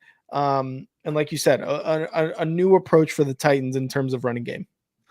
Yeah, well, Brian Callahan coming from the Bengals, then getting a running back that fits Joe Mixon's style. Yeah. And you see more with the fact that they added Chidobe Ayuzi. Ayuzi, yeah. He's going to reunite with Titans coach Brian Callahan after spending the past 3 seasons in Cincinnati, where Callahan was the Bengals offensive coordinator. Ayuzi, who began his NFL career in Dallas as the 60th overall pick out of Colorado, has started 74 of 86 games. He has 6 career picks, 4 forced fumbles, and 2 recovered fumbles. But you're seeing this Brian Callahan's building his culture. That's what he's doing with these players. He's his philosophy. He has his scheme, and he is getting the players that fit it. That's totally what it appears on the outside looking in. And we see this every time with new coaches coming in, and, Sean did it in Denver, and a lot of coaches, they get somewhere and they start setting up, okay, well, this is how we're going to look. This is how we're going to run. And right now, Brian Callahan's putting all the players that he can put together that are going to fit that scheme the best. Yeah. I watch out for the Titans, man. The running game, I think their just entire game is going to change, and it might be a good I was going to say it might be something that is surprising, kind of like the Colts surprised us, it might be something like that. We'll see. All right, so this is the big one that I think our good friend Mr. Bill was excited for. Brian Burns traded to the New York freaking loving Giants for a 5-year, $150 million extension for a 24th second rounder and a 25th. Who gives a shit? So basically, the Giants. So the Giants, and they used one of the picks that they acquired. Okay, they did all this to get Brian Burns. They got their guy. All right, this is why Saquon Barkley doesn't get paid. These type of moves. So Brian Burns, didn't know about him, just like the guy that the Raiders got. I know he's been pretty sick with the Panthers, and he's been pretty freaking good, but I just nobody from the Panthers is really known. Let's be real. Like, More relevant. I think I knew Brian Burns more in college than I have at the NFL level. But Oh, regardless, okay. he's been doing really, really well with the Panthers. Hmm. The Panthers attempted to sign him to a long-term deal following last season, where he had a career high 12 and a half sacks and was named to the Pro Bowl for the second straight year. Talks broke down before the 2023 season, and then obviously they didn't get done this year at the end of the season. So now he is going to the Giants, and he is going to be paid around $30 million a year. Yep. That's pretty freaking good. And the Mhm. Giants, and I don't know. I don't know what the Giants are up to right now. You know, they let Saquon go, but then they pay a lot for a pass rusher. It's a Mhm. good player. But I don't know. I just feel like the Giants are stuck right now, and I don't know if this makes them unstuck or more stuck. Yeah, and and the fact that they had to give up just a 24 second rounder and a 25 fifth rounder after I think what Bill was saying or Nick was saying, like the Rams were willing to give up 2 first rounders last year for Brian Burns. And the Panthers really did think they really said, no, thanks, bro. We're good. And gave him up for a fourth and a fifth, or I'm sorry, a second and a fifth. Nowhere near is what he is worth, really. Because while they are different positions, Wilkins versus Brian Burns. Brian Burns is a guy you want to pay $150 million to. This guy is only 25 right now, 25.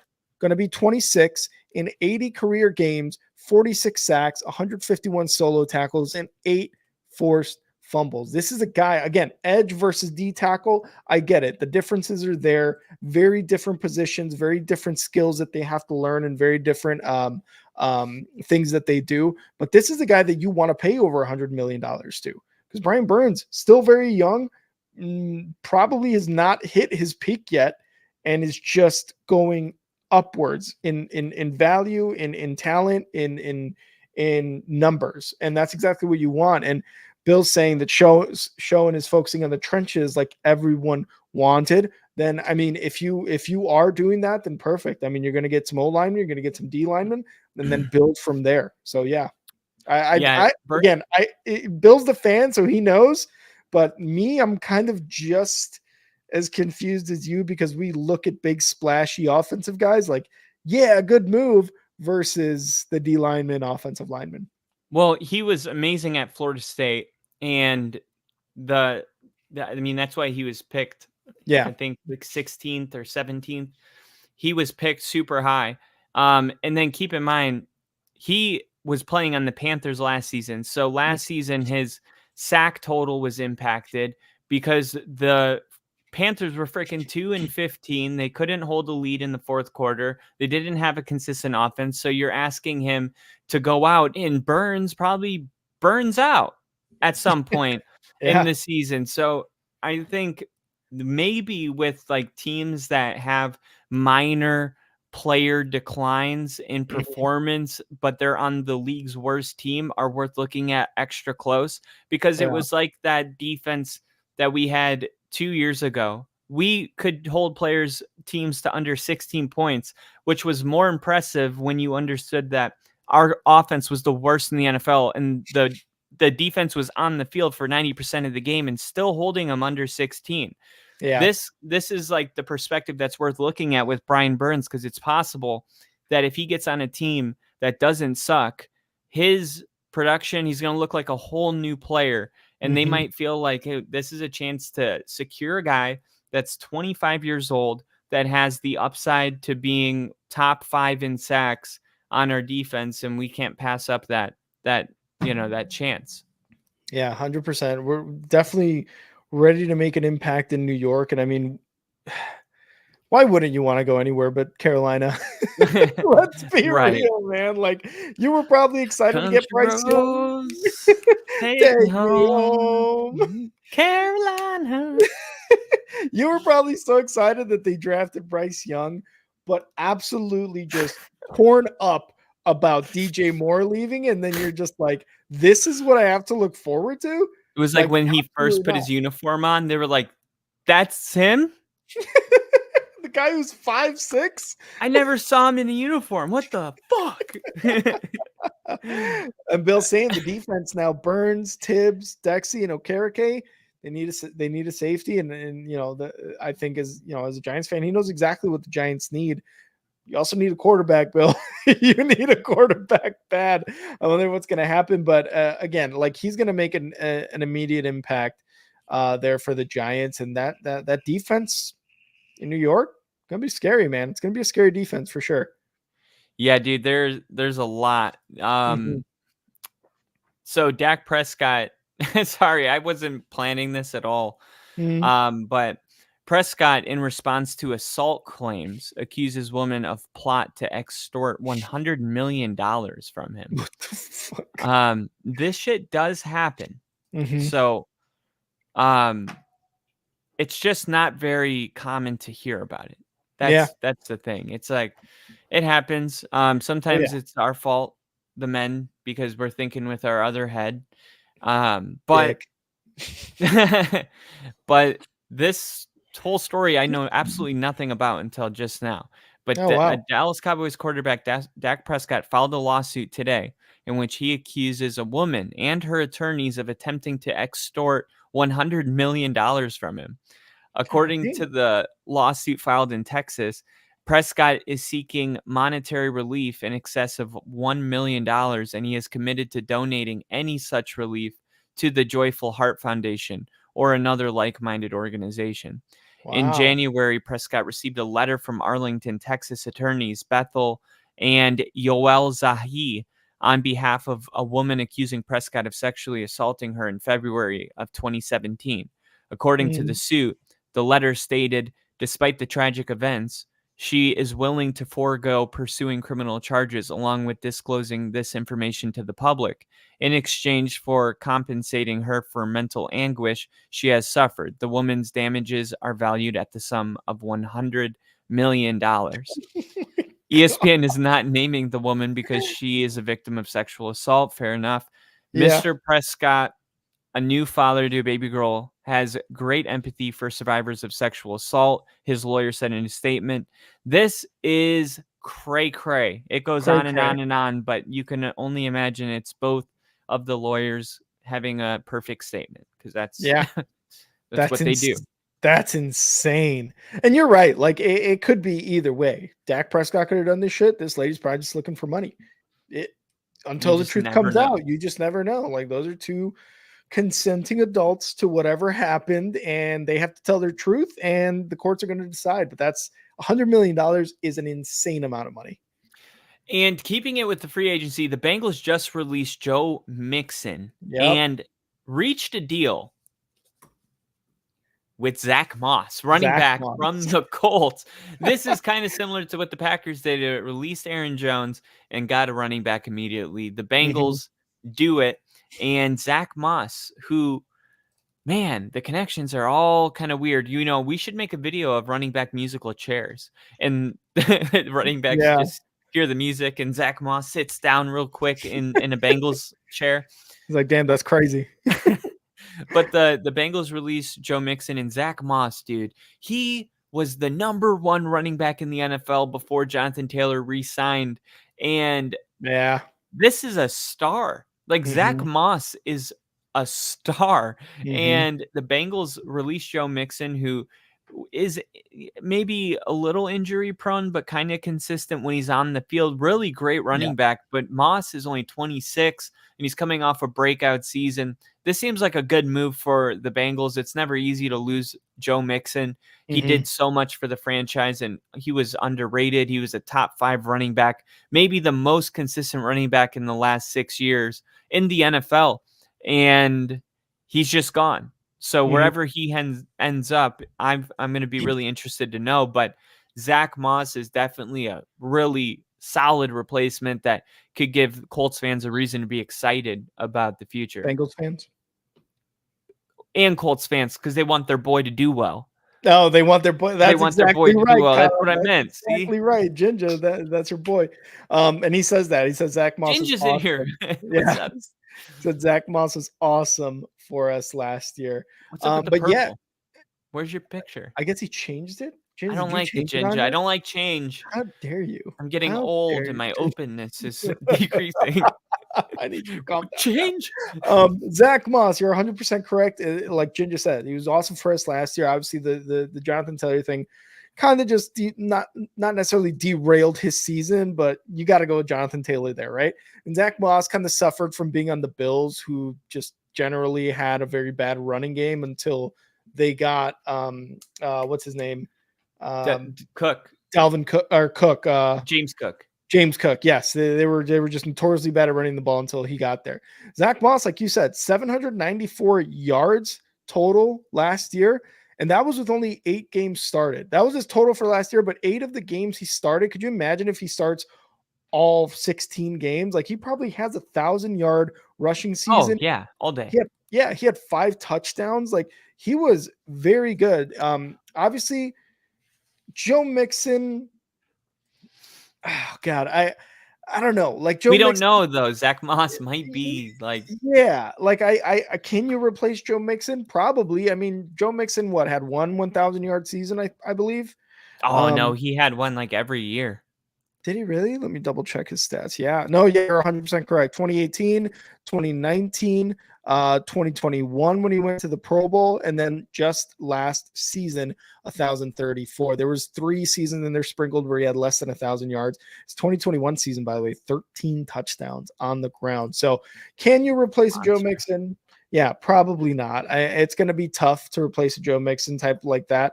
But Zach Moss definitely should be one of those guys that can at least play up to some expectations, like close to it. And remember, the Bengals have Chase Brown there.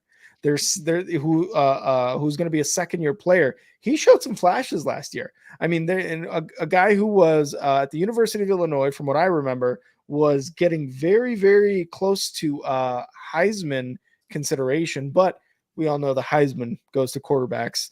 But Chase Brown, second-year player. You bring in a guy like Zach Moss, that's a good 1-2 punch, and maybe develops, Chase Brown a little bit more. And Zach Moss on 2 years, $8 million, cheap, very, very cheap. And it's just so weird because Zach Moss wasn't even supposed to be this good. Like he went to Utah, and not a big school, and he was a 3rd-round draft pick. He was a top 100 pick, picked 86. But it wasn't until Jonathan Taylor got into this disagreement that they put Zach Moss in. They were like, holy shit. Yeah. Dude, we have found a hidden diamond. What is this? Is this guy? And then you think it's a fluke, and he did it again and again and again and again. And it was like, dude, it's amazing what you can find sometimes just hidden in your own team.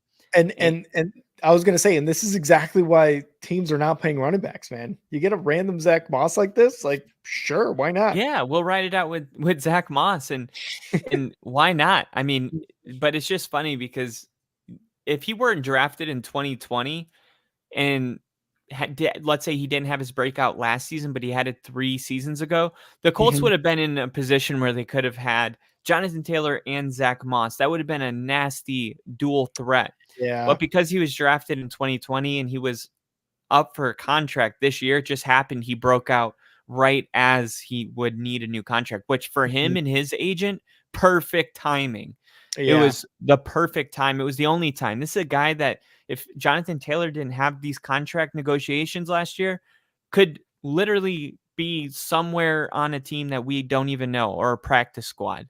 Yeah. And it just worked out for him. And that's really cool. Yeah. Good for him. But Joe Mixon, 27. I think he's going to be 28 here in a bit. What? By the He's start at 35?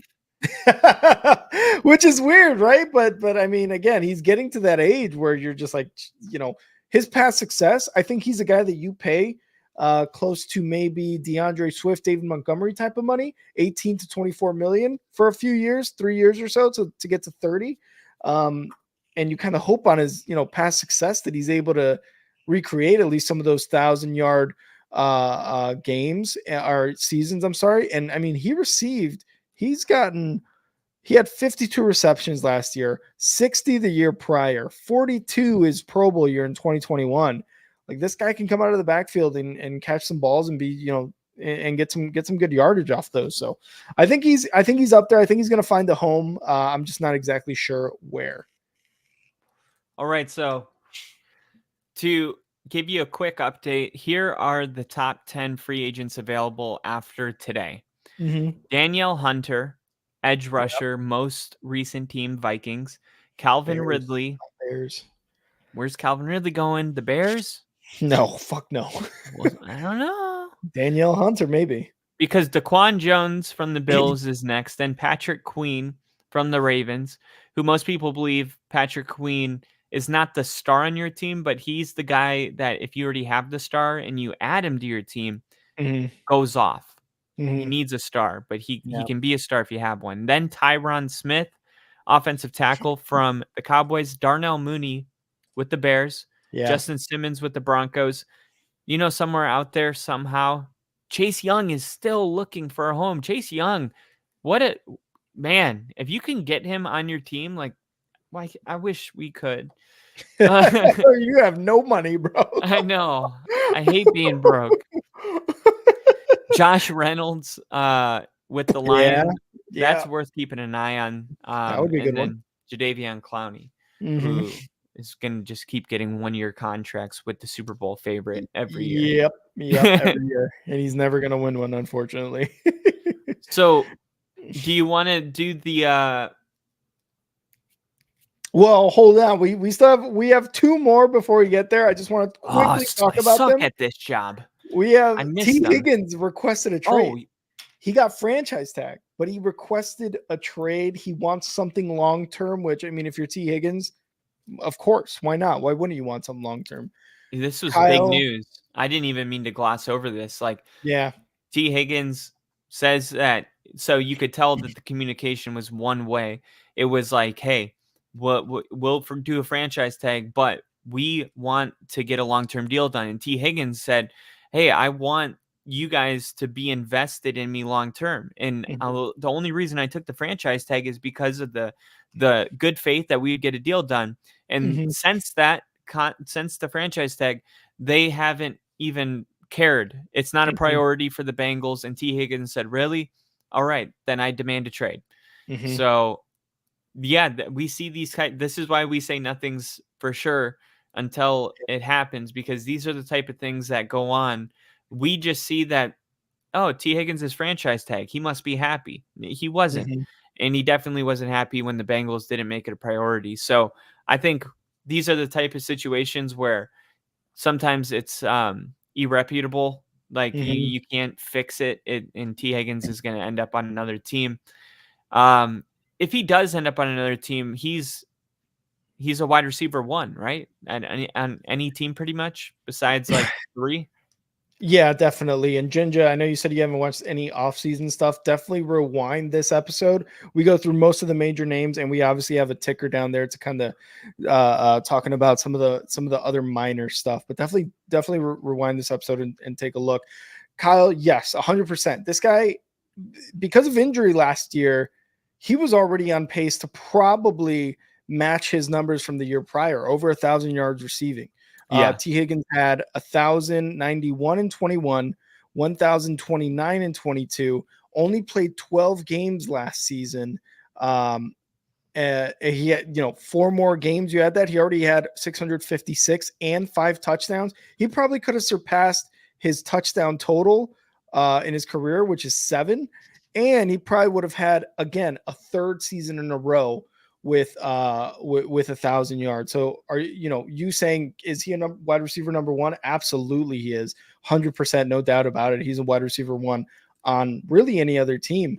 And with him requesting a trade, I just wanted to ask you, do you think they go with it, or do you think they actually get something done with him? I mean, you got Jamar Chase there, which I believe they've already paid, correct?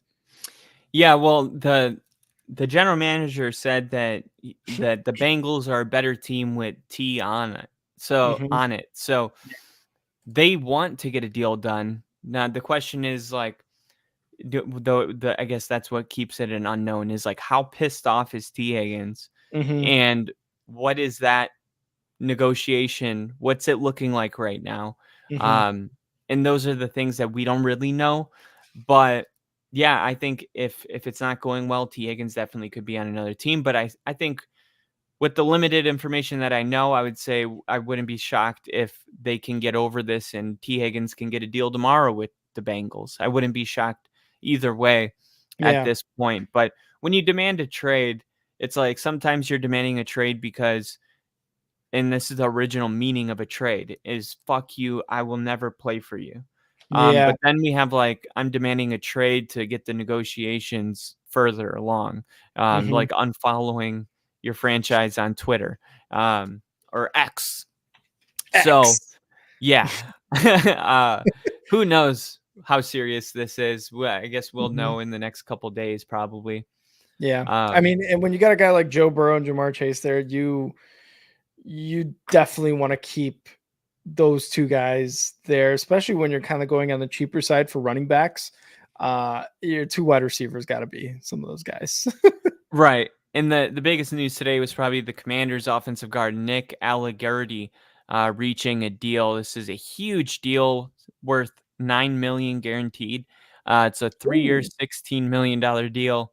That was like an offensive line piece. Mhm. Damian Lewis is gone from Seattle's offensive line. The Seahawks lose their starting left guard because of free agency. Damian Lewis agreed to terms with the Panthers. So that's a big offensive line piece. And then Frank Louvu is a 6'3", 235-pounder that comes Like, with a lot of energy. He is going to be so he was Washington's linebacker the previous seasons, or is he going there mhm. this season? No, he's going to Washington. Frank Louvu is going to Washington. Where did he play last season is what I was trying to find out. Quick breaking news, Kyle. Sorry to Oh, interrupt. shit. When it rains, it pours. Sam Darnold is the new quarterback for the Vikings. It What? is Ian Rappaport has No. just reported it. Sam Darnold to the Vikings. 1-year deal, $10 million. Kirk Cousins out, Darnold in. Sam Darnold. How Sam Darnold. exciting. Yeah. Sam Darnold. I'm not faking it. Like, Yeah. he gets a chance. He goes to the 49ers. He gets Mm-hmm. to work with Kyle Shanahan, improve his Mm-hmm. game, and this is his second chance. I think this is a true competition move. This isn't one of the Russell Wilson ones. This Yep. is really like, you're going to compete for this job with whoever Mm-hmm. they got. This is exciting for Darnold, who like could have just died with the Panthers. That happens all the time, you know. A Here's the team last. drafts you like the Jets, and then they send you to the Panthers, and you're just like, God, it can. And then when you finally get to a good team like the 49ers, they already have a quarterback, Yeah. and now he gets a chance to go to a team with O'Connell, um, Yeah. and an offensive guy, and try to reinvent himself. Pretty Yeah. exciting for. If you're the Vikings, though, you're not enjoying any of this. The Kirk Cousins swap for Sam Yeah. Darnold, like, no one's enjoying this, but at least you didn't pay Kirk Cousins, $100 million. I mean, or maybe you should have. Mm-hmm. I don't really know. Like, what's Yeah. your take on all of that, by the way? Like, the Vikings should have paid him, right? God, What are I they don't know, waiting? man.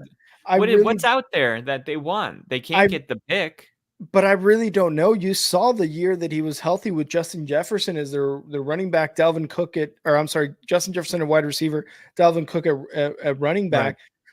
They needed to upgrade their defense so bad, and they still do. Like they Brian still need Flores. to do that. Yeah, they really do need to do that. I don't know if giving that much money to Kirk Cousins would have been the smart move.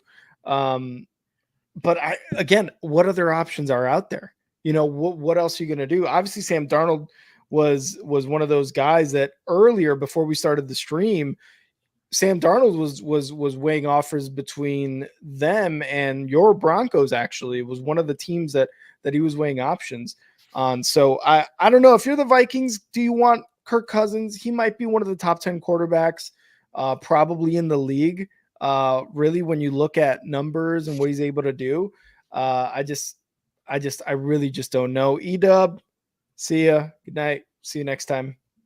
Thanks for coming out, man. Make sure to like the video, everybody. Please, if you're watching now, please like the video. We would Please appreciate hit that. the thumbs up button so we know who's watching out there. I'm really glad the Broncos didn't get Sam Darnold. That'd have been rough. I think it's going to be rough for the Vikings. Yeah, like I like that he's getting another shot, but and they're saying Marcus Mariota is another sneaky veteran to watch for. It's like, what are we doing? Come on. We can't do this anymore. Not us. The Vikings, they had Kirk Cousins. That's good enough. They can, but certain fan bases don't do this. Don't do this to Broncos. Don't do this to Commanders. Don't do this. Make us buy in to Marcus Mariota.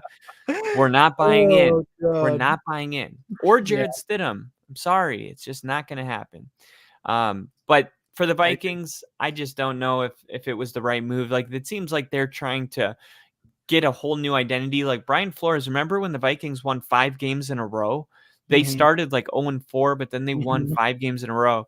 It seems like hard to remember at this point, but during that stretch, they had the most success and the highest pressure rate and the highest blitz rate.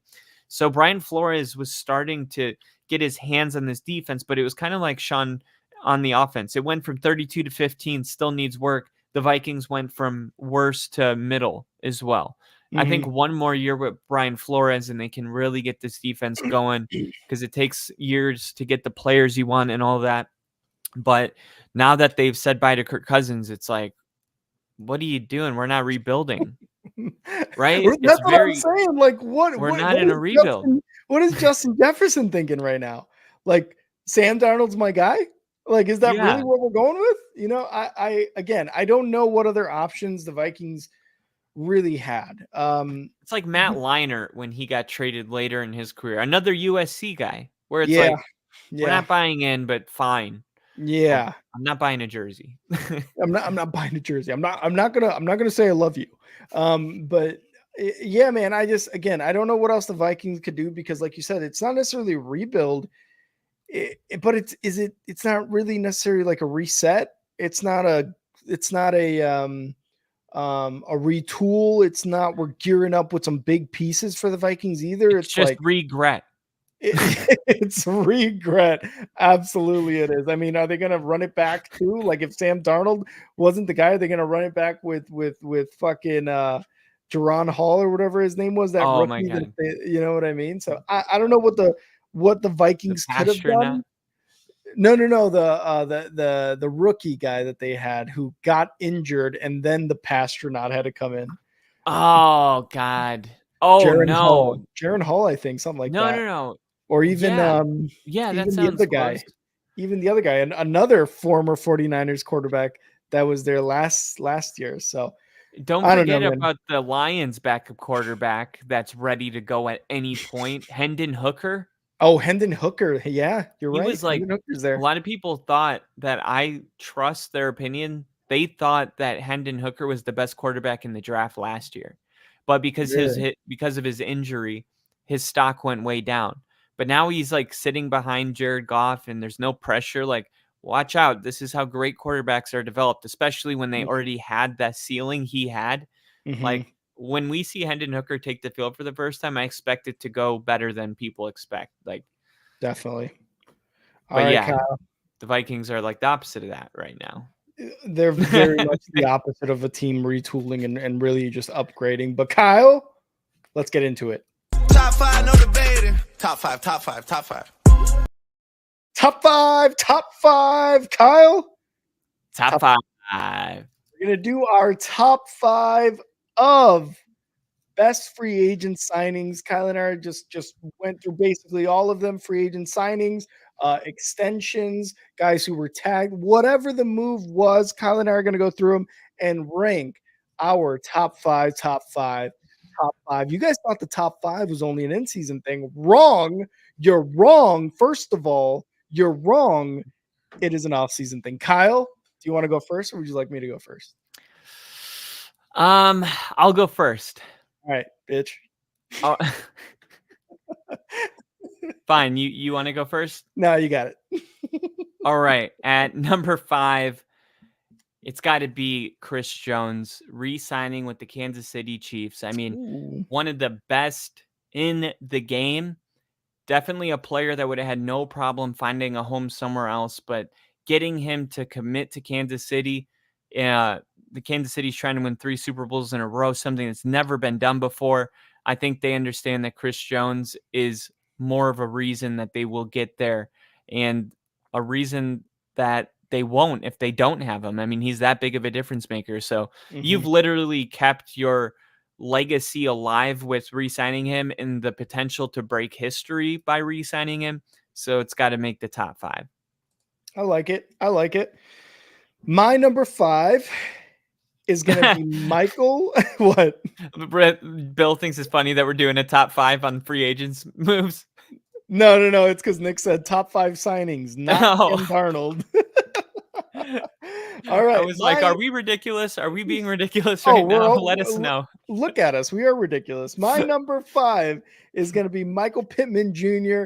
to Indianapolis on that multi-year deal. We talked about it, man. Like, he is going to be one of those guys, in my opinion, that going forward for the entirety of his career is going to be extremely consistent in terms of 1,000-yard reception seasons, touchdowns. Like, he's going to be a Mike Evans type of guy where he's a big target, hauls in everything, sure hands.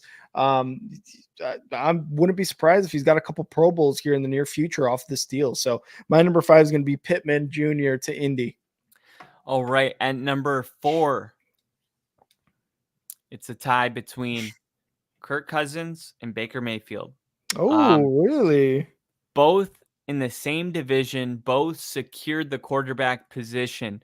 The Atlanta Falcons went from a non-playoff contending fringe contender to a division favorite with one move. And anytime you do that, it's arguably the biggest move, especially at the most important position. This is probably, you could argue, the biggest move of them, but it would have been too cliche to put it at one. So I want to keep some other ones unpredictable, but obviously for Kirk Cousins and Baker Mayfield, both of them are, that's going to be a fun competition to watch. And they're going to play twice a year, and both teams are going to be playing. If one of them's in the playoffs, maybe two of them in the playoffs. Think about that. Oh, wow. That would actually be cool. NFC South, all of a sudden, a fucking juggernaut division, right? My number 4 pick is going to be Gabe Davis to Jaguars. When he's going to Jacksonville. I like the move because you're giving Trevor Lawrence a great wide receiver there, something that I feel like Trevor Lawrence necessarily hasn't had. I mean, Christian Kirk's, I guess, has probably been the closest thing. And I mean, you could say Calvin Ridley, but he was just a complete disappointment, really, last season, especially after the whole betting scandal thing. So Gabe Davis gives Trevor Lawrence a pretty solid target as well as a touchdown target. Gabe Davis scores a ton of touchdowns, doesn't necessarily get the yards or the catches, but is good for 7 touchdowns a season. So Gabe Davis to Jacksonville, my number 4. All right. And number 3, I have DeAndre Swift signing with the Chicago Bears. Ooh, okay.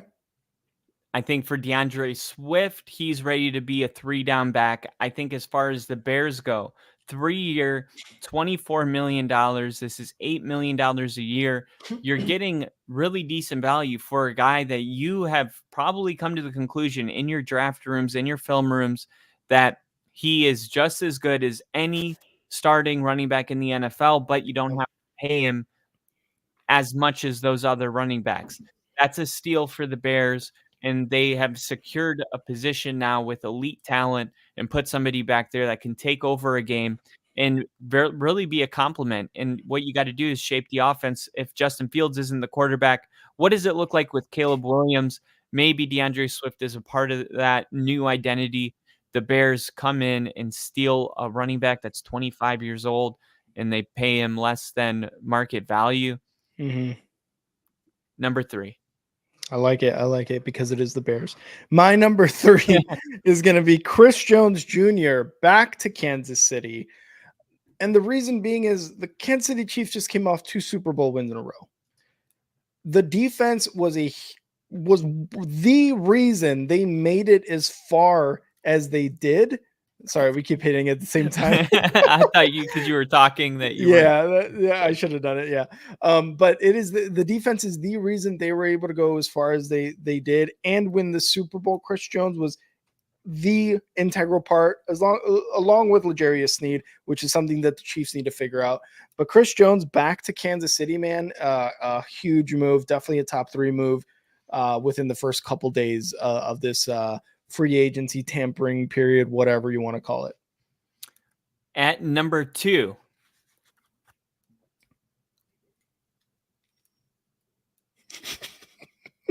I have Saquon Barkley signing with the Philadelphia Eagles. These are the type of things that just can't happen.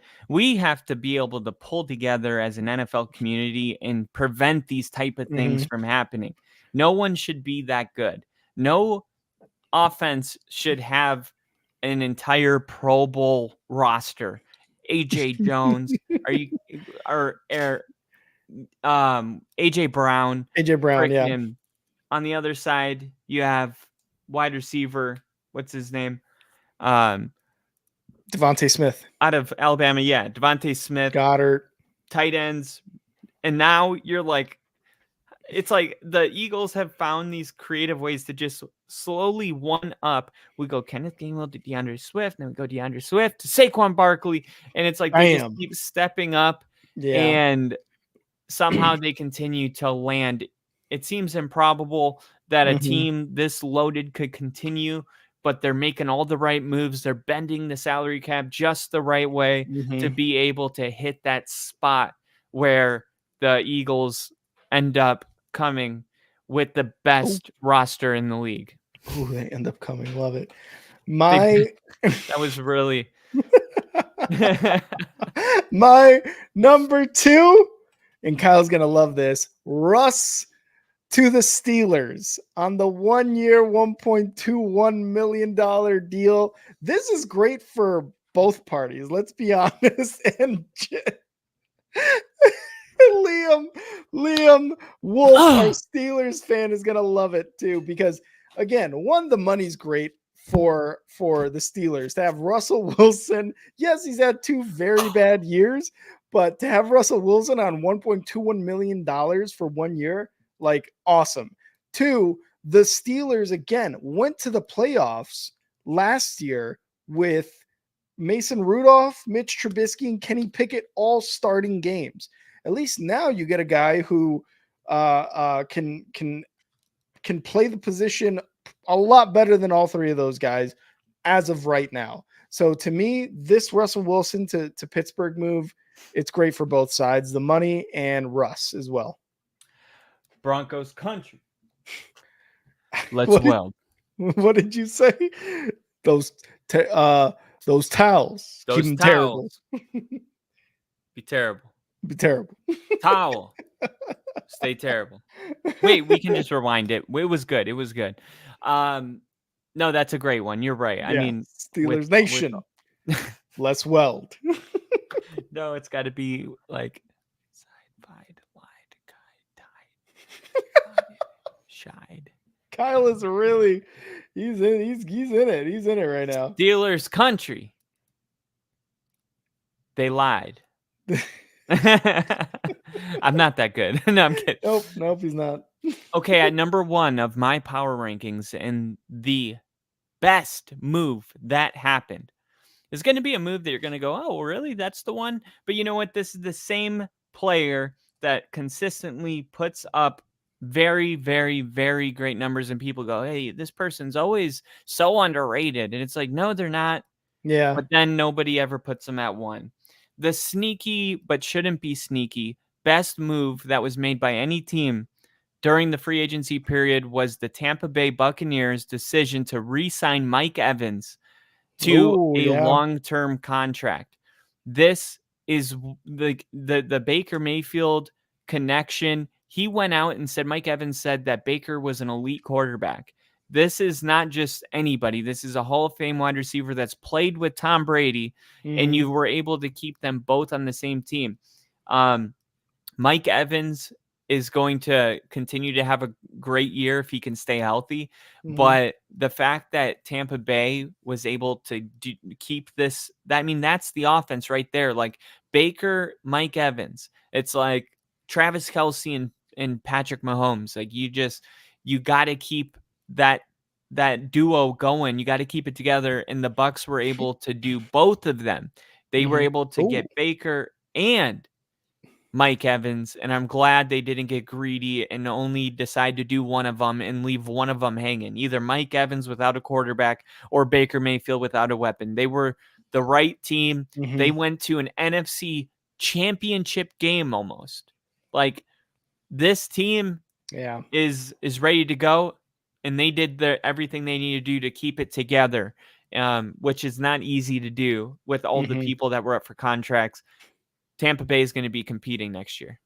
I love that. Your top 5, your number 1 is Mike Evans, Saquon Barkley 2, and DeAndre Swift 3. Like those are very just very diverse. I love the picks. I got to keep mine with probably the most impactful to a team, because this team can now absolutely win their division and go to the playoffs and be predicted to go far in the playoffs. And that's Kirk Cousins to the Falcons, man. Kirk Cousins to the Falcons is an absolute just elevating move by the Falcons organization. Again, we talked about Bijan. We talked about Drake London. We talked about Kyle Pitts. We talked about how 3 of their games last season were out of the 10 games that they lost were by more than 1 score. Everything else is kind of up in the air if you're the Falcons, right? You've got a couple fumbles here in the end zone by fucking Desmond Ridder. Kirk Cousins isn't going to do that, man. He really isn't. I mean, the worst he could do is throw a pick, but he's going to get you to that next level in quarterback play. Absolutely, no doubt about it. And now him and Baker, probably those 2 meetings next year between them, they're going to be primetime television. I think if you're a huge, and if you're a fan of an NFC South team, that is going to be a huge, great TV there. So my number 1 is Cousins. Is Kirk Cousins the top 5 quarterback, Rick? I think he's probably either top 10 or top 12. Not top 5. I don't think top 5. Well, last year he didn't play a full season, but the year before he did, and he was playing at a higher level when he did play last season. But keep in mind, 2022, he finished top 5 in attempts, which isn't great. You could just throw it a bunch. It doesn't mean anything good's happening. Exactly. But he was top 5 in passing yards. He was top 5 in passing touchdowns, and he was top 3 in lowest interceptions. Kirk Cousins. This was last year? This was 2022. Oh, 22. Okay. Because he got injured last year. Yeah. But dude, that's a top 5 quarterback. And then the year before, he was top 10 in every metric besides the interceptions, but he only had 7. So there was just not a lot of picks that year. But stats wise, Kirk Cousins is a top 5 quarterback. And I know we don't look at him like that, but he is really good, man. Yeah, but is he a winner though? Not really a winner. I mean, a lot of stats. Don't get me wrong. The Vikings had a pretty dog shit team, and they didn't do them any favors. Like Kirk Cousins won all those games because, in spite of the defense, like in Atlanta, they're going to have a better defense. I think they're going to have better weapons too. Like, yeah, you had Justin Jefferson, but now look at all your weapons that you have. Like this could be where Kirk Cousins gets to a Super Bowl. So I totally think having it at number 1 is like, it's a great, and for a 4th round draft pick, it always makes you keep that in mind. Like, who's going to be that guy this year? Who's going to be that 4th round pick that turns into a star? Yeah, 100%. And again, I personally, I wouldn't put him top 5. I mean, in stats, yes, he's killing it, dude. He's probably, like you said, he's top 5 in attempts, top 5 in yards, top 3 in interception rate, right? He's not a winner. Like, to me, number 1 right now is Patrick Mahomes, and will still be Patrick Mahomes until, I don't know, maybe Joe Burrow dethrones him, or maybe Lamar Jackson or Josh Allen or or even like deep throats him. Deep until he deep throats him. Yes, 100%. No, dethrones Oh, him. okay. But you see what I mean? Like we also got to remember Kirk Cousins was still a quarterback when Tom Brady was, a quarterback with like the Bucks and his last season with the Patriots. If you asked me then, I'd be like, fuck no, he's not a top 5 quarterback. This Tom Brady's still in the league. You know what I mean? Things like that. So is he a winner? No. He Is took Josh the Vikings. Allen a winner? Oh god, he has won playoff games more than Kirk Cousins. And he's God. Yeah, you're right. You're making a good case. You're making a good point here. Why do we pick certain people that we give a pass to, and then there's others that we don't, like Lamar Jackson? Yeah. When are you gonna? But no, he's elite. He just won MVP. So it's like, 2 okay, MVPs there's now. certain players that don't produce in the playoffs and have even worse than top 5 stats that we consider top 5, and there's quarterbacks that are top 5 that we don't consider top 5. That, I don't know, it just makes you question, like, okay, what makes me think Lamar is more elite than Kirk Cousins, or that Kirk Cousins is less elite than Josh Allen? Mm-hmm. And I think it's just the fact that when they're on the field, Josh Allen and Lamar just have such like big personalities. Like they're one's elusive, both of them can run for a 50-yard rushing touchdown. We don't think of Kirk like that, but he is a pocket quarterback, which isn't dead in the NFL. There's still a place for it. But will a pocket quarterback win a Super Bowl ever again? You could question it. Yeah. Trevor Lawrence maybe, is Joe Burrow, Kirk Cousins, but the NFL these quarterbacks are fizzling out. They are. I just, again, the winning to me is like, you still got Matthew Stafford. You still got Joe Burrow, who's been to a Super Bowl. Josh Allen, like he's a gunslinger, and just, I guess too, if you took Josh Allen off the Bills today, are the Bills a playoff team?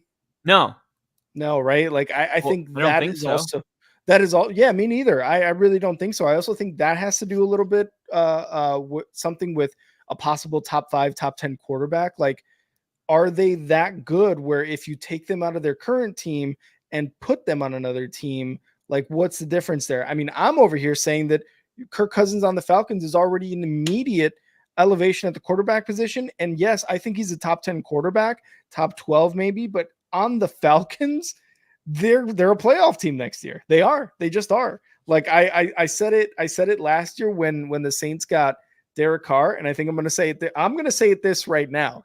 The Falcons are going to win the division. Ladies and gentlemen, Rick's got an announcement. Go ahead, Rick. The Falcons. Top 5, no debating. Top 5. The Falcons are going to win the NFC South after they just acquired Kirk Cousins. They're going to win it. They are going to win it. But March 12th, where I am, Rick has made an official announcement. We're not even to the draft, and you're saying the Falcons win the NFC South. The Falcons will win the NFC South. Kirk Cousins is going to take them there. They just have too many weapons, and like I said, I think he's a top 10 quarterback. But when we get to top 5, man, I think it just gets a little bit like you can't look over Mahomes. You can't look over even like a Matthew Stafford. You can't look over Joe Burrow or Lamar Jackson, who's won multiple MVPs. Yes, their stats and their winning in the playoffs aren't amazing. I just think it does become like, again, that eliteness. Like, do you take Lamar off the Ravens and are they an automatic playoff team? I don't think they are still. I think they are still a playoff with team. Their defense. They're very Huntley? Good. I don't know, man. I mean, Tyler Huntley might have something that great, but John Harbaugh in that team. You're right. Yeah, you're right. John Harbaugh is a great coach. Winning culture is a big part of it, and like also they just have that in Baltimore. Yeah, also that. But I was saying more like how Lamar Jackson and Josh Allen, because they're elite, they're more exciting for fans to watch. And sometimes that excitement is part of the reason that Kirk Cousins doesn't land on number 1 is because it's like, okay, Kirk Cousins, like good. Yeah. But it's like nobody ever goes, Kirk Cousins, oh shit, top 5. Yeah. It's just, Yeah, it is what nobody it does is. know. But for what it's worth, if Kirk Cousins does play at a top 5 level, the Mhm. Falcons will go deep into the playoffs. So it's Yeah. a big deal. And G12 is asking, which was the best signing to you guys today? I had Cousins to Atlanta, and Kyle had Mike Evans re-signing with the Bucks But for today, because that happened for yesterday. today. For Yes. today, I'll Oh, okay. say Saquon Barkley signing with the Philadelphia Eagles Mhm. was the biggest move that happened today, because it wasn't just that he went to a different team, but he went to the division rival team, which is a big fuck you. And they're going to play twice a year, and that's going to be fun. Yeah, I love it. All right, Kyle. It's time for the little The the Chives chives with Kyle. with What's up, guys? Kyle Welcome to the Chives with Kyle. Today we're going to be talking about Saquon Barkley. and his What? balls. Saquon Barkley, Tiki Barber, trade Barb's over Giants departure. What am I talking about? Saquon Barkley's impending signing with the Philadelphia Eagles doesn't seem to be going well in New York. Go figure. Former New York Giants running back Tiki No Barber, shit. his Oh brother, yeah. twin brother Rodney Barber, Yeah. also played with the Tampa Bay Bucks, expressed his displeasure with Barkley on his daily WFAN radio show. He's dead to us now. And if you can't tell, I'm quoting Tiki Barber. He's Mhm. dead to us now. He's dead to us. You're dead to us, Saquon. Barber Yep. said with a smile and a chuckle upon learning the news Oh my God. during the Evan and Tiki show. Good luck, you're dead to me. Barkley responded to the clip on X and took an aim at Barber, who told ESPN that the comment was made tongue-in-cheek. The future Eagles Bullshit. running back didn't take it that way, though. Mhm. Barkley reposted the video with the comment, LOL, yup, you're the prime example of loyalty to a team. I got the deal I wanted, secured more GM, which wasn't guaranteed money, which wasn't given to me before. So if fans are going to hate me for that, so be it. But I never turn my back on my teammates, and I always had theirs. He then wrote in a follow-up post at Tiki Barber, "You've been a hater since I got to New York, and all the Yeah. you're dead to me talk. Don't smile in my face when you see me." Mhm. So a little bit of beef going on right now. So Barkley and Barber both had their moments with the Giants, although neither won a championship. Barber, who is the Giants' all-time leading rusher, retired the season before they won their third Super Bowl in franchise history. Barkley now leaves New York fourth on the franchise all-time rushing list, but only one playoff win on his resume, what happened last year against the Vikings. Yeah, dude, I wouldn't expect anything other than this type of banter because they're Mhm. going to a divisional rival. But if Tiki Barber, really thought about this or spent some time reflecting, I think he would direct his anger towards the Giants for making this trade. This is just you couldn't let this happen, and they kind of put him in a really shitty situation where fans are now going to feel like Saquon Barkley really turned his back on being a Giant because he's willing to put on that gaudy green uniform. Mhm. This is the Yeah. position they put him in. What do you think about all the beef going on right now? It seems like it's fun, but you can tell Yeah. Saquon didn't take it fun. He took it like, don't Mhm. act like you were tongue in cheek. You've been doing this shit. So Mhm. obviously there's like a history between Saquon hearing um Tiki talk shit about him. Yeah. And it might be a running back thing, like you'll never be as good of a Giant running back as I was, like that kind Yeah. of energy. But yeah, what do you think about all that? I mean, Bill seems to know. He knows all the beef. He knows all the beef. But yeah, this is a little ridiculous. I mean, for me, New York tears. I love it. I love it. I love all of that shit. No, it's kind of funny. Like, did Tiki mean it tongue in cheek? Maybe. I mean, you saw Lamar Jackson say the same thing about his center earlier, but that's a different bond. Tiki and Saquon Barkley never played at the same time, right? So you don't have that really connection. And I think I have to agree, like with Jinja, like Tiki's just being kind of a douchebag. Like, let's be honest, right? So Right. I think he was just being a douchebag. I think I think he really did mean it going to the Eagles, but again, Tiki's a player, so he's like, he knows the player side of it too. I really just don't know where this is coming from. I think he was kind of mad about it, especially going to a division rival. But I really don't know what to make of this. If Saquon took it to the heart a little bit too much, then he did, and he has every right to do that. So, but for him to kind of come out and say that almost out of nowhere, I feel like it's like, all right, dude, settle down.